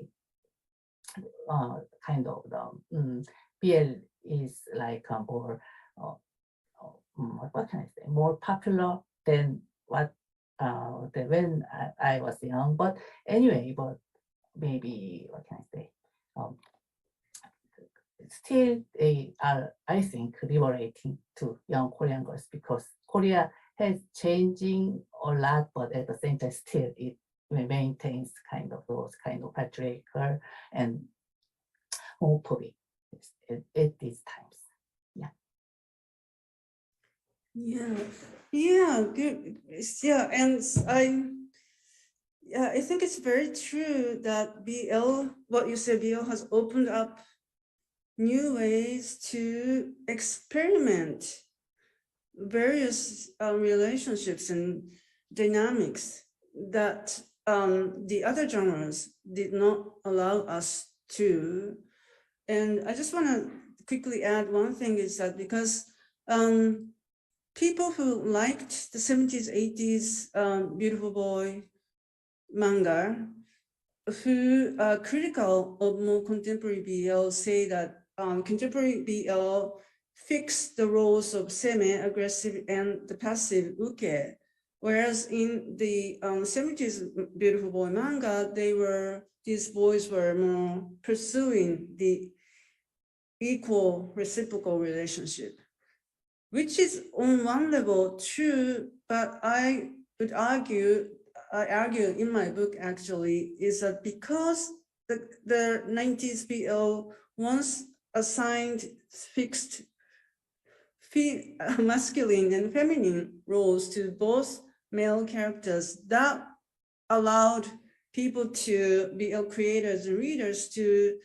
objectify their femininity, and then came up with, for one thing, stronger female characters within BL, and the other thing is more sort of not just the fixed roles necessarily, especially in this century. So I just wanted to add that. Okay, and there were many questions about the BL tropes, such as I only like you trope, which can be said maybe just gay for you trope too. And I was wondering if Kirsten can address this topic, except for, I think it's strange to say, I would like to explain about the rape trope later, please, Kirsten. No worries. Definitely, that's your It's your expertise, so I'll leave that to you. But I think, yes, there's definitely, as you mentioned earlier in your presentation, this I'm not gay, but I'm gay for you trope. You know, I only like you trope, and it's a reflection of that uke narrative, that formula, which at the time in the 1990s was really formulated in the idea of romance, and it was a very framed within this perception of a monogamous romance, a very specific sense of attraction that has its own sexual negotiations with, you know, authors, many of whom are female, were also grasping their idea of homosexuality in a very heteronormative media landscape, right? And this was the 1990s, and I can, at least based on some of the books that have been written, what you have written, in many other journals, that the authors back then were trying to learn a lot about gender dialogues, about feminisms. And when these books on boys' love, attaching it to feminism, attaching it to feminist expression, attaching it to LGBTQ culture in Japan, became published and were more accessible to authors, interestingly, in the 2000s, this trope transformed. And this idea of this gay for you now became not just this romantic tension point, but rather as a point of sexual awakening, right? Of one realizing their own sexuality. Lovely stories like what you showed earlier, classmates, Blue Sky Complex, for example. This shows this idea of gay for you as them realizing, okay, this is a sexuality that I can be comfortable with, you know, and this is my partner who helped me through it. And at the same time, and I think just as interestingly, this gay for you trope becomes important when it starts to tackle the character's internal homophobia. And I think that's where it's just as important, that authors use it to really see the struggle of male characters as they try to grapple with their own homophobia and try to resolve it, either through this romance or other things. And you mentioned one of my favorite examples of that, which is Setono Mizushiro's The Cornered Mouse, Dreams of Cheese, and also another favorite of mine, which is Smells Like Green Spirit, which I hope would be translated in English. Yeah.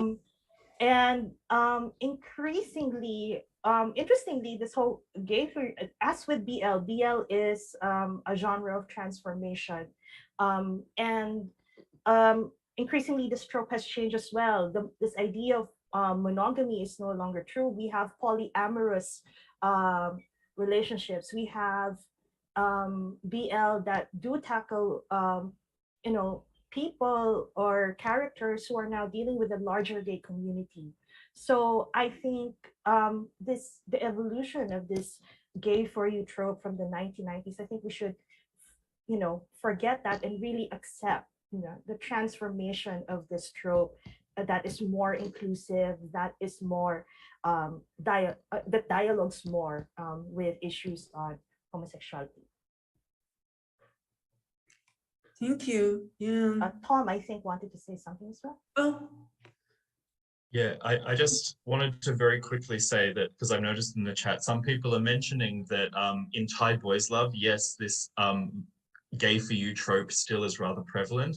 And I kind of just want to quickly historicize that by pointing out that in Thailand, in some series, it's still based on very 1990s style boys' love from Japan. But other series, more recent series, some recent examples include a series called Bad Buddy, a series called Not Me, as well as many others. Like the characters are ostensibly coming out as part of the narrative, and that they are identifying either as bisexual or gay. And I think that it's important to note that whilst gay for you was a prominent trope, it perhaps has transformed, and we shouldn't be thinking about what was normal in 30 years ago as being normal of a genre now. okay. Thanks for your qualification, and now it's my duty to explain about the rape trope. Believe me, to try to understand the rape trope was one of the biggest challenges for me when I started working on BL in late 1998. And there are two kinds. One is one kind of the BLs, especially in the 90s, was in the case when Uke, the passive character, gets either almost raped or is raped by the third party. And this has two functions. First is to sort of prove that the Uke character is also desirable for other male people within the story's world, not just for semes. So that's one thing. And the other thing is that when the assault has happened, Seme, the aggressive character, always comes to Uke and assures that you are not tarnished one bit. Of course, I love you so dearly, even though you were assaulted. So this is the really strong, I think, the antithesis to the real world, in which the women, even though they are the right victims, the patriarchs and other people can easily say something like the damaged goods to these women, kizumono. All the women who are promiscuous get this bad rap as being sluts, like abazure. I think it still happens in Japan. So that's the one thing. And the other category of rape that was even more problematic was for seme to assault the uke in the early days of their acquaintance, sometimes even before they meet each other. In that case, seme just abducts the uke and puts him in some kind of confinement and assaults him. So it's very problematic, you know. It should not be taken just for face value, because in formulaic BL, in the eyes of the readers and the authors, it is like the debate, fictitious debate, in which I is divided into two pro and con position about this miraculous love and excessive love. So for Seme to assault Uke, it was considered to be the expression of excessive love, not about violence. So yes, but even though that was the case, and I could explain it that way, I am glad to say that in this century, that kind of rape of love trope has dramatically decreased in number. So that's what I'm happy about. Which brings us to another controversial question, maybe. A lot of people asked about BL as fetishization of male-male relationships. So for that reason, isn't it a bad thing? And if I may paraphrase it, I think they are talking about, by saying fetishization, exploiting the representations of male-male romance in order to simply create pleasurable narratives for mostly female fans without thinking realistically about the flesh and blood gay man. And I here want to quickly talk about the yaoi debate, yaoi ronso, in the mid-1990s Japan. It was it happened in the minikomi, the self-published zines, and actually just one gay man, Sato Masaki, started this debate saying that I wish death to yaoi, from his position of a gay man who could not come out in the early 1990s, he was criticizing yaoi BL text then as exploiting the representations of male-male framework without considering they may correspond to actual gay men. So I think there is probably the similarity between the fetishization criticism and yaoi debate. Do you think, can you add something about it, Thomas, maybe? Yeah, so this is something that has mobilized my work quite extensively, both in Thailand, in the Philippines, in Japan, as a cisgendered but gay man who is a consumer of boys love media and has found it meaningful in their own life. I have had to make sense of the broader yaoi ronso and the reappropriation the appropriation of representation. What Ishida Hitoshi, a Japanese sociologist, refers to as hyosho no odatsu, relating to the representation of boys love, of gay men in boys love. Now, I want to stress that my comments here derive from extensive interviews with gay male fans of boys love in Japan, in Thailand, in the Philippines. And I think that it's important to note that amongst gay men who read and consume boys love and find it meaningful, they share with Fijoshi fans the feeling that it is a transformative and explorative genre. And there's also this idea that often gets circulated around authenticity of representation. So the idea that a genre such as what in English is often called bara, but what we should perhaps refer to as gay comics or gay manga, is somehow more authentic because it's written by same-sex attracted men such as, and he's a great guy, Tagami Gengoro, but he's a representative of the aesthetics in this movement, though he is certainly not necessarily a criticizer of BL, far from it. What I would say is that it has its own history and its own representational strategies, but for some gay men, those are the problematic representations within gay male media of Japan, and I've written a whole book about that. And the idea that one of these forms is authentic and the other isn't, based on the kind of intended market or the sexuality or supposed sexuality of the author, becomes an issue.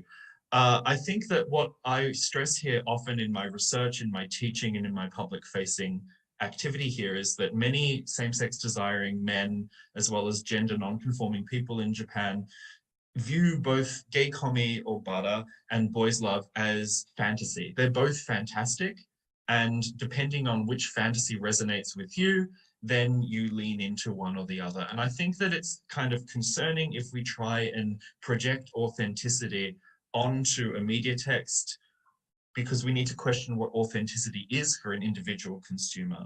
Likewise, as Akiko's own personal history reveals, same-sex desiring women found boys love liberatory and important, well and truly before the commercialization of the genre happened in the 1990s. In comic June, there was a column called Yuri Tsushin, where same-sex attracted women would communicate with each other. And this is an indication that boys love resonated with many people that we could now term queer, right from its inception. And the idea that all of the authors are heterosexual women should be challenged, because many write under a pen name, and Tagame Gengoro, who is, this famous author of quote-unquote bara, he used to write boys love and publish in June. So I think that that's important to recognize. So these debates and the debates of fetishization are important, and I don't want to dismiss them, but we need to be more nuanced in the way we approach them, and understand why for some people there are problems of representation and fetishization. So I don't like the term fetishization. Problematics of representation is more useful. And for others, it's meaningful. We need to look at the motivations and the feelings of people who consume as much as the representational politics of the media that they are consuming. Following what Thomas said, I just want to quickly add that, yes, it is very important to get away from this essentialist notion that gay men can only create realistic gay narratives. And of course, it doesn't matter who the gender, biological sex, or gender identity or sexual orientation of the creator is. A creator can flexibly, if doing some homework and using sincere imagination, like Sumiko Nakamura does all the time, can create realistically, but more advanced than the reality story. So, and it's true that many BL veteran fans, even though they, in their real everyday life, they identify as cisgender heterosexual women, but they would also say that, you know, it's not clear that they're 100% heterosexual, you know, of course, at the level of this fantasy and exchanging desires with other women through male representations. They are, I don't know, I would even, in my book, I would even call them virtual lesbians, but I don't have the time to explain all about that, but that's another can of worms, as it were. And before going to the next question, I just wanted to add that the yaoi also, what the Sato was criticizing were the formulaic BL texts in the 1990s. And I think what Thomas was saying, that he has done a lot of interviews and research with younger gay men. They were reading not just the formulaic ones, but more contemporary, including transformed BL narratives. Yeah, so my interviews were conducted in 2012 to 2017. So it is, of course, they're consuming the media that you, Akiko, have been arguing has transformed well beyond these 1990s tropes. Great, and I'm happy to announce or let people know, if they are not aware, that the more recent BL texts, not except for the transformed and transformative, more realistic ones, of course, the BL genre needs to produce a really entertaining fictions. And in that case, in more recent commercial BL fictions, stuff such as Omegaverse or shifters, such as Wolfman, also called Kemomimi, Beast Ears, and Mofu Mofu, fluffy animal hair, or born into a different world narrative, or like, you know, in the American context, like Raven Ike's The Dick Fight Island, that was #1 in Amazon for many days, that in which the remote tropical island where men must participate in the ritualistic fight that resembles male sexual acts is really, you know, constructed. So those, instead of saying, I'm not such thing as gay, but I love you because you're you, but they have created these fantastic, you know, unrealistic stories in which these pleasurable encounters are happening. And also there are many subgenres in BL, the detective story, crime, medical story, school, blah, blah, blah. But anyways, okay, we have to go to the next question. And okay. So a lot of people asked about the relationships between the actual LGBTQ community and rights and the BL genre and the BL industry community. Does BL have an influence on flesh and blood LGBTQ people, especially probably gay identified, lesbian identified people. And as I said in my pre-recorded presentations, on the level of personal empowerment, surely I was empowered by the precursors by BL, and I was able to become lesbian. And today, such works as Dokyusei Classmate series, and also Kumota Haruko's Itoshi no Nekokke, Darling Soft Hair, and as Kirsten was mentioning too, Saburo Nagai's Smells Like Green Spirit. These two have not been officially translated into English, and I hope they will be soon.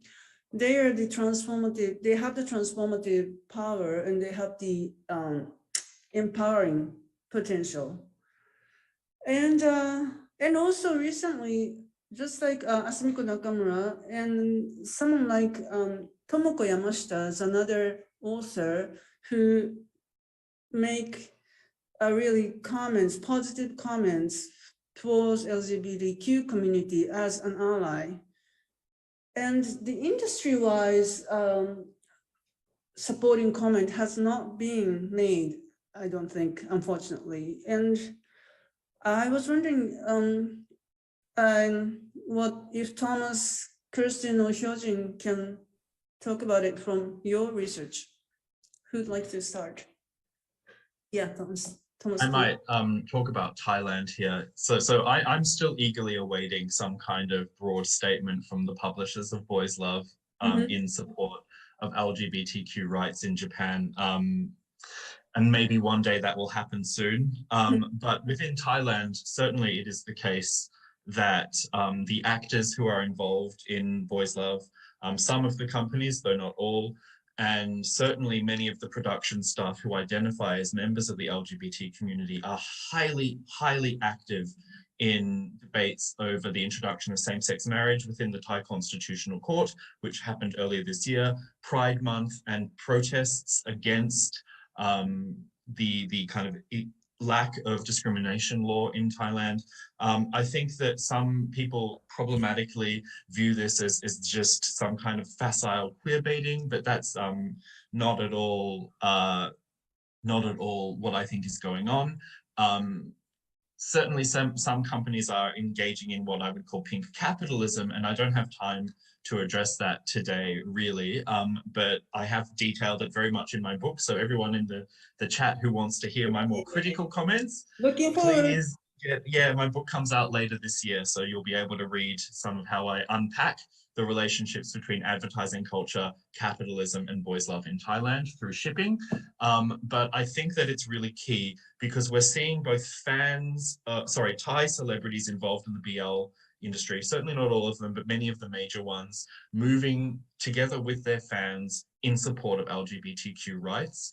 And I think that that's a model for how other spaces, such as Japan, could be moving forward. They're vocal on social media, and they really, really are committed. And we're seeing even so for instance, a BL series that wrapped up late last year called Not Me. We even had a scene, an emotional kind of romantic scene that occurred at a protest over queer rights, where the main couple, acted by BL Pillar Afghan, met under a rainbow flag, dancing around, calling for the legalization of same-sex marriage within a BL series.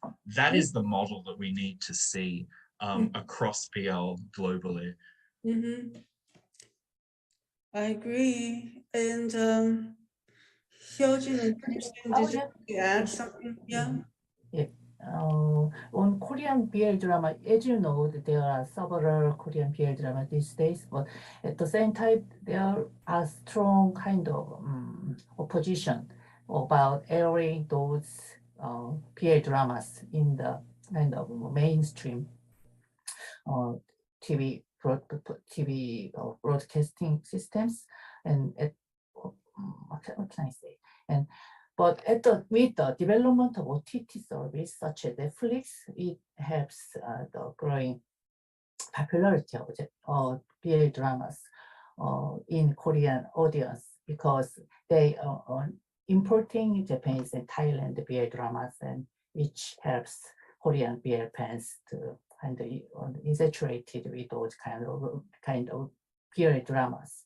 And so some, as you know, the Semantic Error is the first Korean BL drama and attracts a number of Korean audiences in the OTT services. And I heard that several publishers even started to make more kind of Korean BL-based BL dramas these days. But at the same time, there are still strong criticism about kind of the sexual minorities or BL dramas, and or even in the kind of the sexual minority movements have a strong criticism because the most publishers really don't mention about the LGBTQ issues when they created BL dramas. They just say this is a well-made cultural product and just enjoy them. So this kind of mentions and really anger these kind of LGBTQ people in Korea right now. But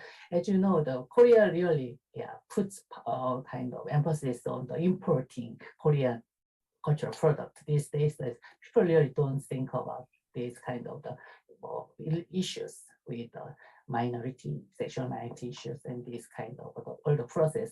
There should be I think there will be a kind of more debates in the future on this kind of BL drama. Yes.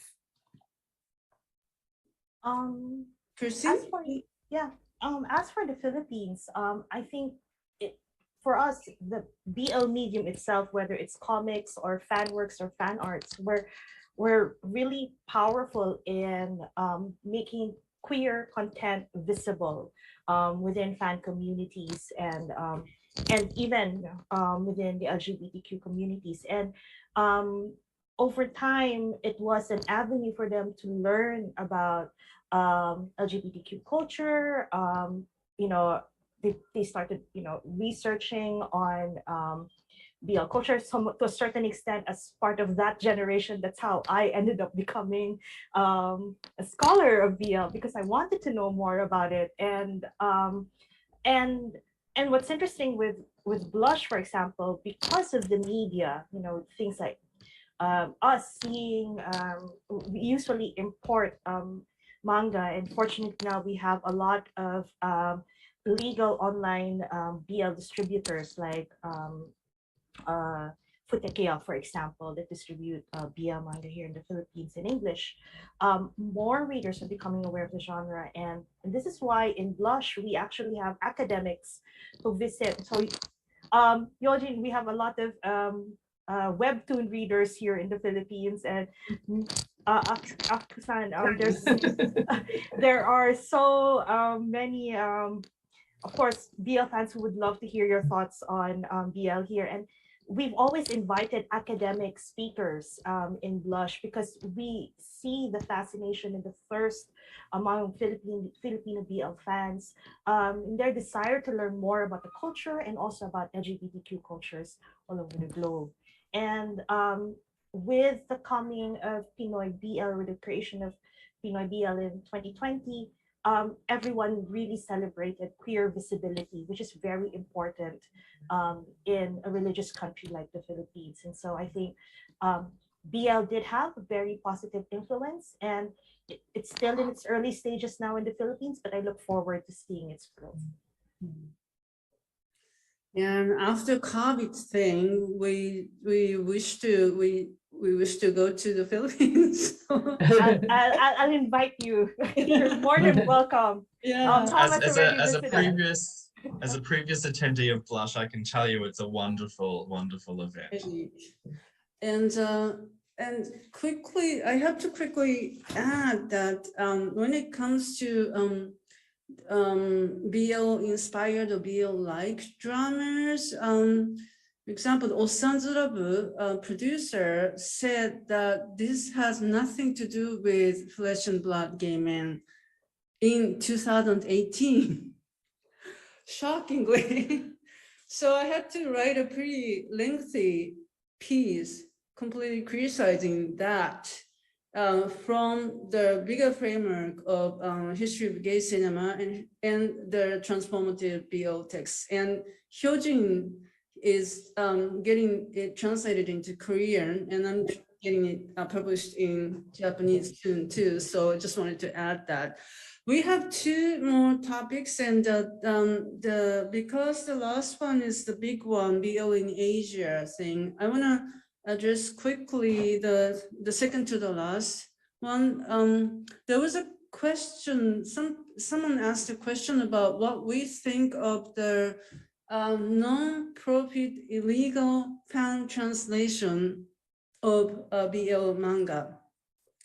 And I have to quickly address this. I think it is, I'm sorry to say, I think it is bad. I know that most of the fan translators are these young people, well-meaning young people who, because they love their manga works, that they want to translate them and share them with their friends. And I do know that these are their very enthusiastic fans. So when the official translation edition comes out, they will purchase the official translation. But unfortunately, there are many more people who are just happy reading the illegal translations. And for that reason, these fan illegal translators are doing harm to the manga artists and the publishers, you know. So what I suggest is that if they love the manga work, a certain manga work so much, and they can write in Japanese, why don't you write a letter, fan letters to the manga artists, addressing what you like about the work? And if you want to translate several pages as the act of love, why don't you send it to the manga artists via the publishers? Or you can even send it to me. That's something I just needed to say. So our last topic is BL in Asia and BL drama, although Thomas already talked quite a bit about the BL drama in Thailand. In Japan too, it looks like the BL dramas are getting popular, not just Osan's Love, but especially, I think, what we call Cherimaho. What was the original title? When you get 30, you get to be the magic. If you remain a virgin by the age of 30, you will become a wizard. Yeah. And that one seems to have been very successful, not only within Japan, but more broadly in Asia. And it looks like because the taller guy is so very good looking, although he is a little older than our Thai actors, but his looks seems to be in the same league. I'm not saying badly about the other Japanese actors, but it's difference between good-looking actors and a really like fashion model kind of quality thing. But I'm not very informed about this, so you guys talk about BL drama. I feel like I have to defend Akaso Eiji. No, I'm joking. So I think, yeah, I think for me, one of the huge transformations that I've been watching is what in Japan is currently referred to as the Asia BL boom. So the boom in Asian BL within Japan, which is almost 100%, I'd maybe say 80% to 90% based on fandom for dramas, so live action content, whether that be live action content from from Thailand, from the Philippines. Yes, Game Boys and Gayasa Pelikula have their fans in Japan, whether it be, of course, webtoons such as Semantic Era and their live action adaptations from Korea, but also what is very interesting about some of the fandom, because I've been doing work on Thai BL fandom in Japan. It's the last chapter of the book that I mentioned to you all. The vast majority of people who have jumped onto the Asian BL boom in Japan come from idol fandom, whether that be Japanese idols such as Janizu, or K-pop idols, which tends to be the most common. It is their attraction to handsome male idol celebrities that has led them to boys' love rather than their engagement with BL. I have this brilliant quote from a very, very famous, very kind of fanatic Thai BL fan who said to me that through watching Thai BL, I learned that such a thing as BL manga existed. And to me, that was such a moment of everything that I knew about BL was flipped on its head when I had a Japanese woman who is invested into kind of homoerotic representational politics, learning about Japan's own BL manga tradition through their fandom for Thai media. And to me, this shows how I like to argue in my work that BL in Asia is now decentered. There is no center anymore. It isn't about whether Japan is the kind of center or Thailand is a new center, or maybe the Sinophone. So I know a lot of people in chat have been talking about China and Taiwan. We haven't been able to address that. None of us are specialists, but we are aware of it, don't worry. It's like BL is no longer centered in Japan or anywhere. It's this profuse genre that has spread around Asia to create this exciting new media mix that I think is transforming queer culture across East, South, and Southeast Asia in many exciting ways. And that's where I will probably leave it. That's the main argument of my book. And I'll leave maybe the others to reflect on what they have to say about this.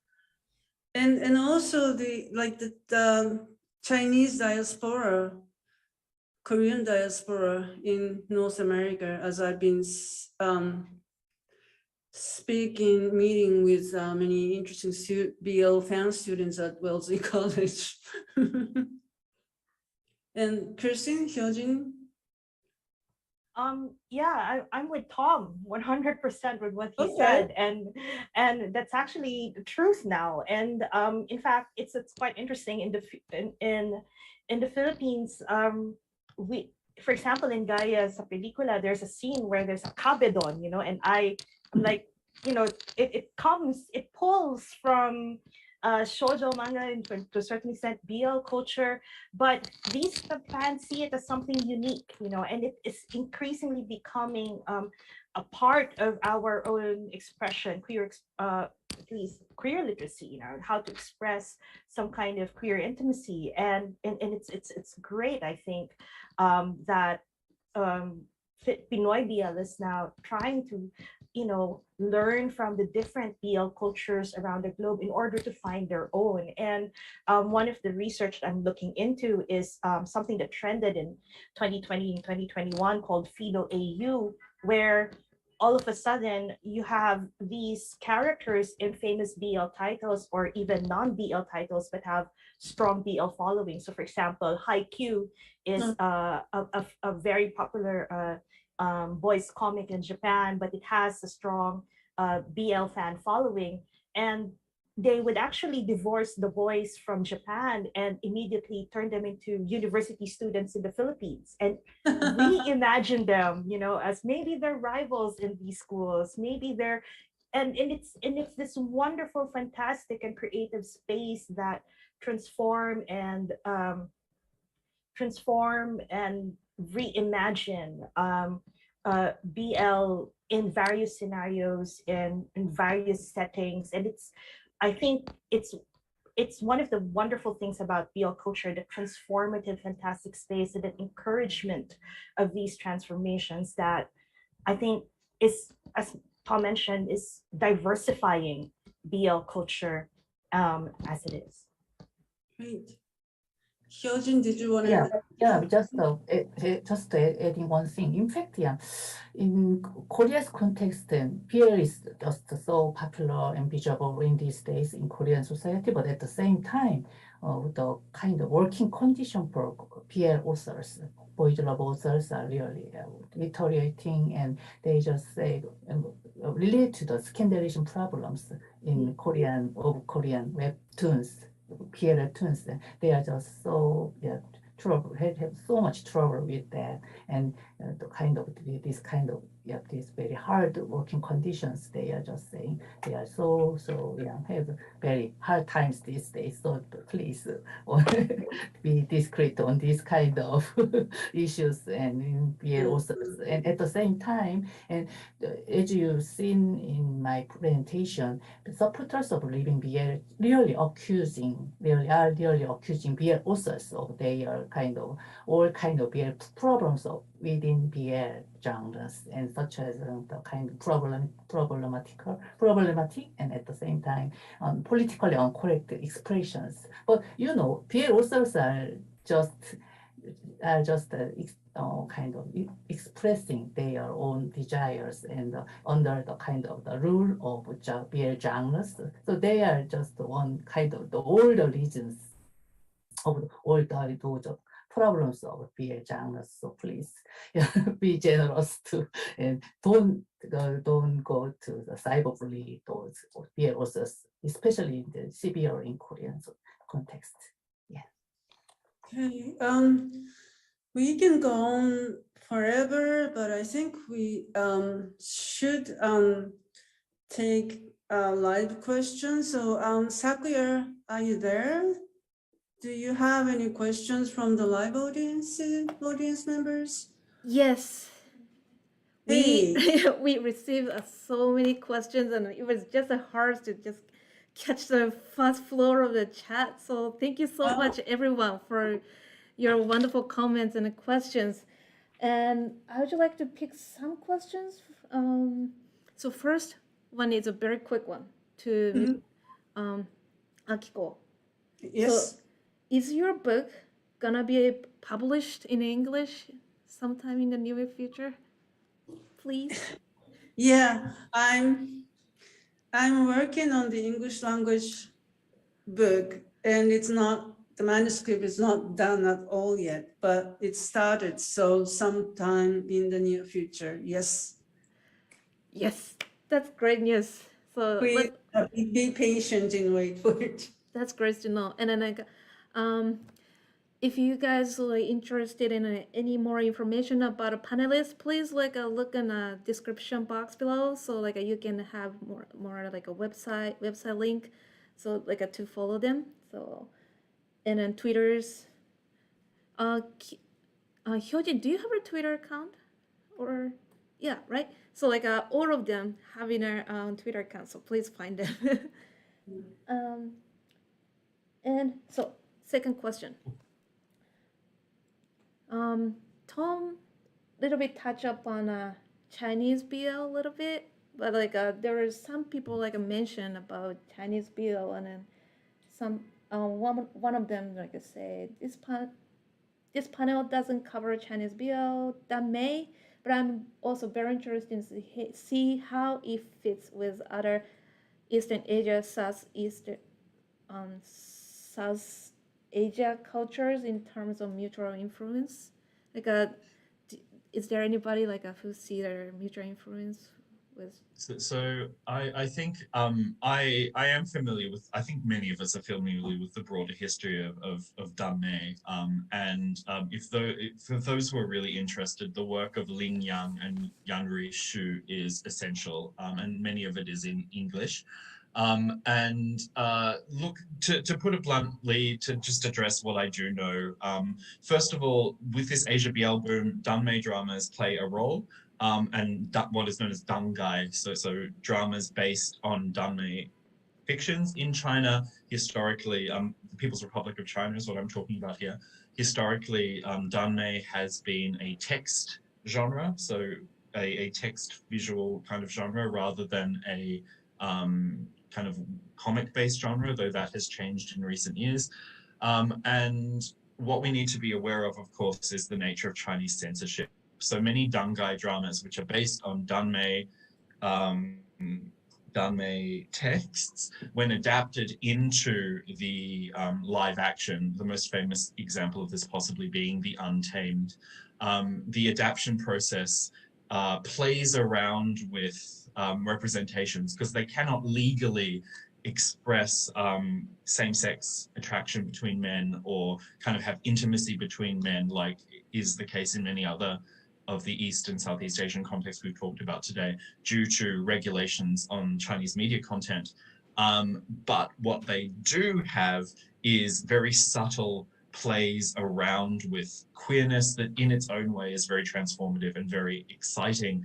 And some of that has spread into the Asian BL dramas, for example, of Thailand and even other spaces to create new forms of representation that are very exciting. And that's probably all I can really say as not necessarily an expert, but as someone who works together with those working on this space.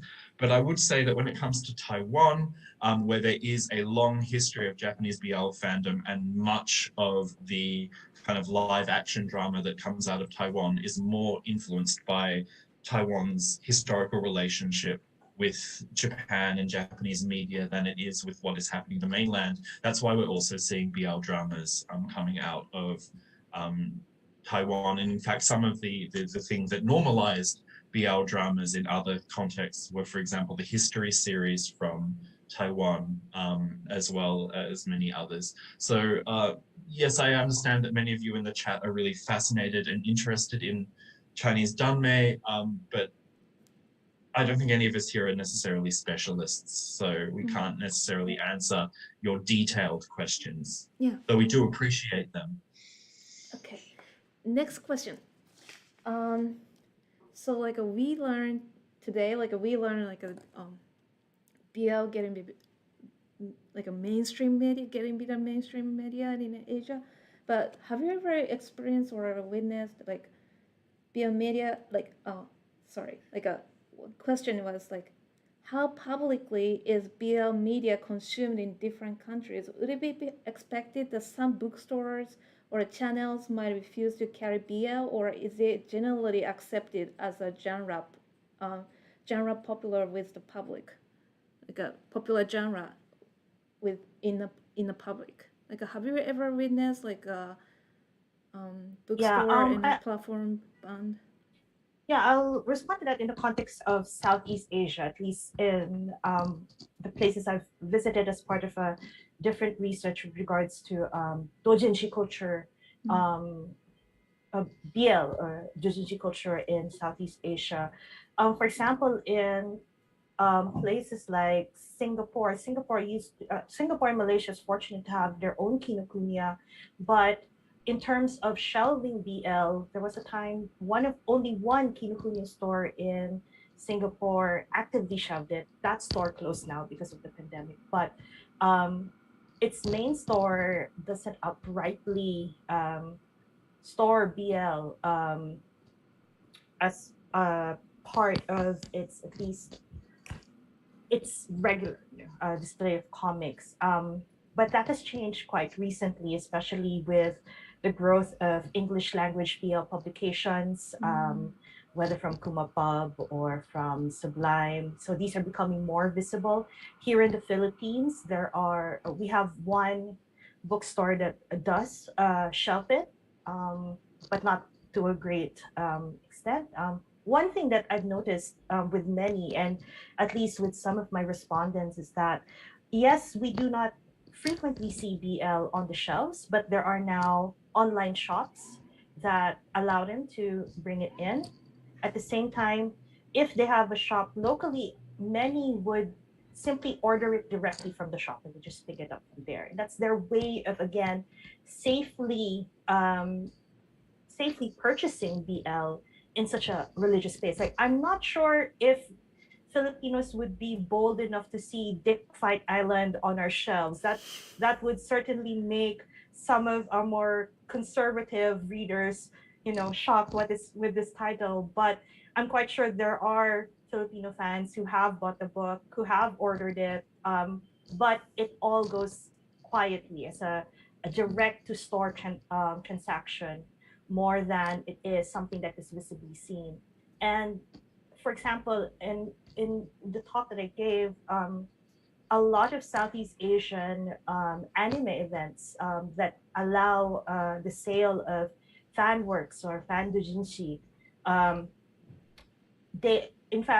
they are more sympathetic and they serve as allies to people who create BL work. And so they often make sure that these BL works, if they know that it's popular with BL fans, they would place it in a certain space where it's less visible to a larger public.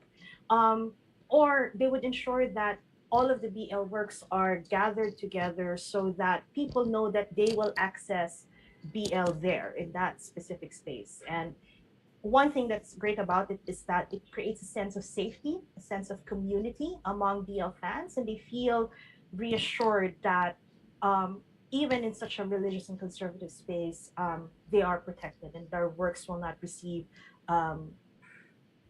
violent criticism from others because people, have ensured that safe space for them. So there, it's my 2 cents here in Southeast Asia. For Thailand, where you walk through the streets of Bangkok and the billboards are covered in male celebrities draped all over each other. In Korea, that there are no kind of restriction on selling BL. And you can just find the all kind of bookstores, boys love comics, but at the same time, they are all covered with vinyl, vinyl because they were originally considered as for adults.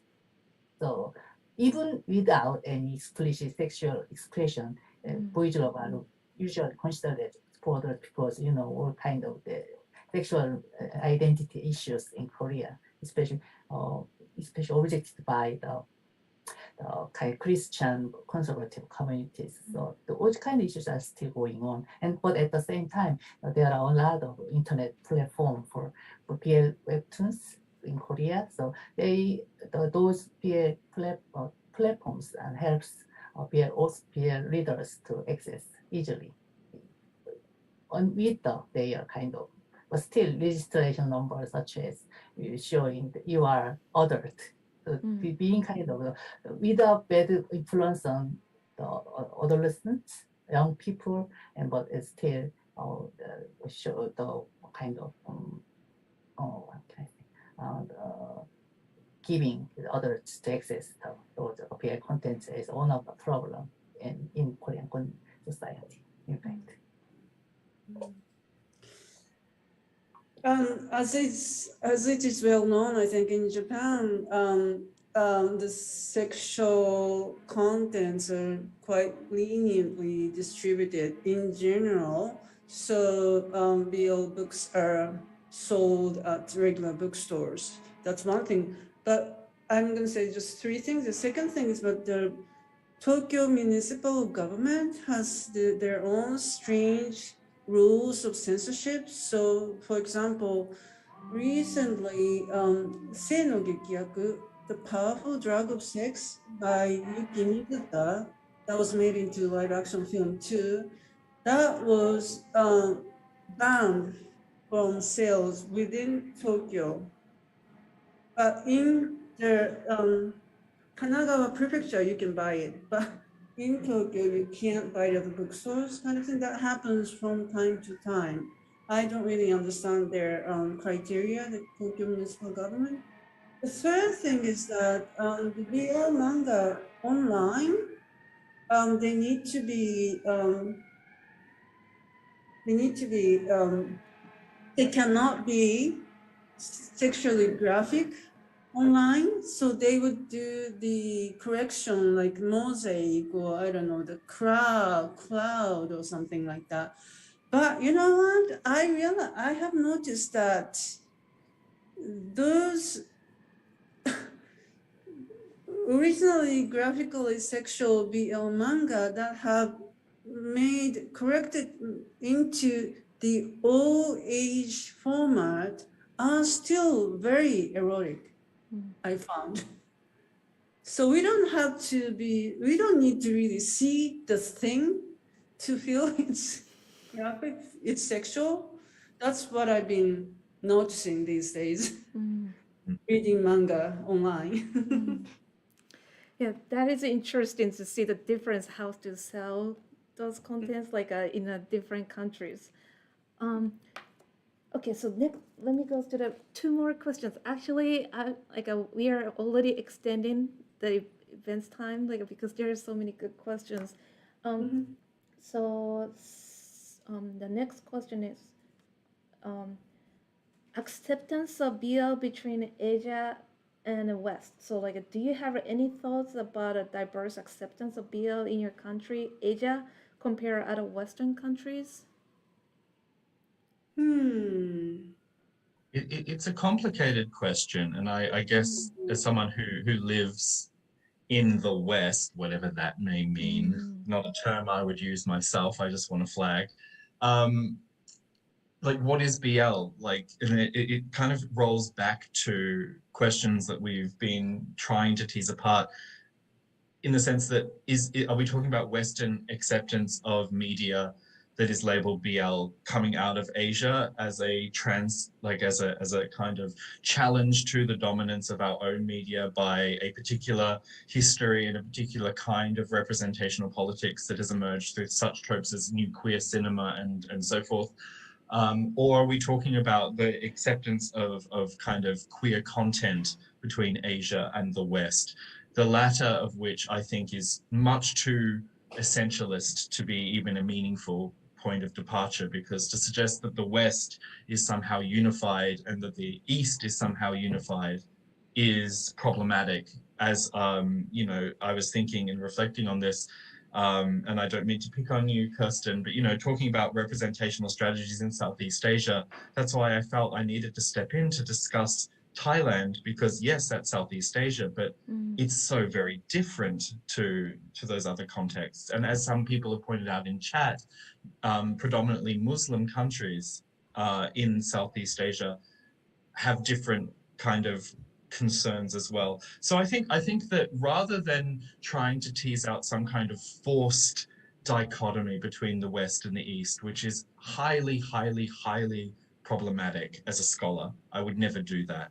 I think that we need to think about the sociocultural conditions within which reception occurs, whether that be at the level of the nation state, whether that be the level of the individual within their placement within a community, whether that be considering the broader media ecologies, whether they be national or transnational, that impact reception. I think that, yes, we have a tendency to rely on simple dichotomies and simple definitions, but I can tell you now that as an academic, I don't find that useful. And as I've been observing the chat, these kind of broad brushstrokes that have been applied by some participants in the discussion, which, you know, I really value your kind of contributions, but I would perhaps challenge you to think beyond such broad stereotypical categories and maybe move away from such concepts as West and East,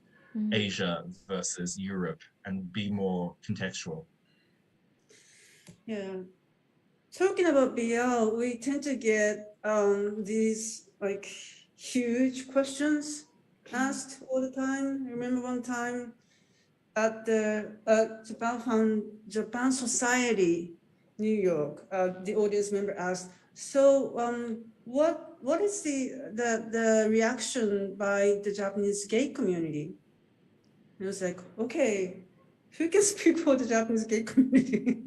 I mean, you know, so this kind of a big question comes up. And from my personal experience, starting to work on BL as a scholar and fan around 1998, 1999, as a graduate student in the US, and coming back to the US for YaoiCon around 2010, and now in Massachusetts as a fellow, many more BL manga titles have been officially translated and become available, you know, in paper format and through the subscription platform and so forth, compared to around 2000. So in that sense, I don't know about the acceptance or not, but, you know, BL manga works have been increasingly read by the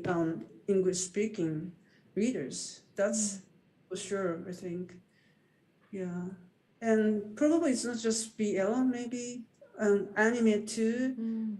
Like 20 years ago, I noticed that many American undergraduate students did not like to see films, Japanese films, including anime with subtitles. They were not used to it.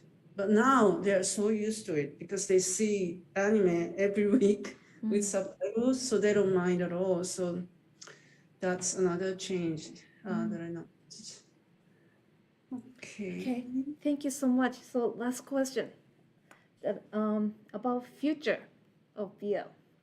So where do people where do you want to see BL go in the future? Live action, like I like to see larger budget, sci-fi, fantasy, historical setting elements, and also some people, there are some people who wanted to know how you see the future of BL in other region. You just mentioned, but like for example, like Latin America. So like generally, like what future do you see for the BL? I don't know. I just I've been working on BL for 24 years, and the genre still fascinates me. And there's maybe there is 1 week I don't get to encounter interesting new work, but within a couple of months I always encounter something really refreshing and new approach and very transformative and all that things. So I'm just hopeful. I'm just optimistic that it's gonna grow, and I can't tell which direction or anything. Just optimistic. There are so many talented people working there. Yeah. I would kind of reiterate that. I think that we're seeing so much development and so much growth. Like where do I want it to go? I mean, I who am I to say where it should go?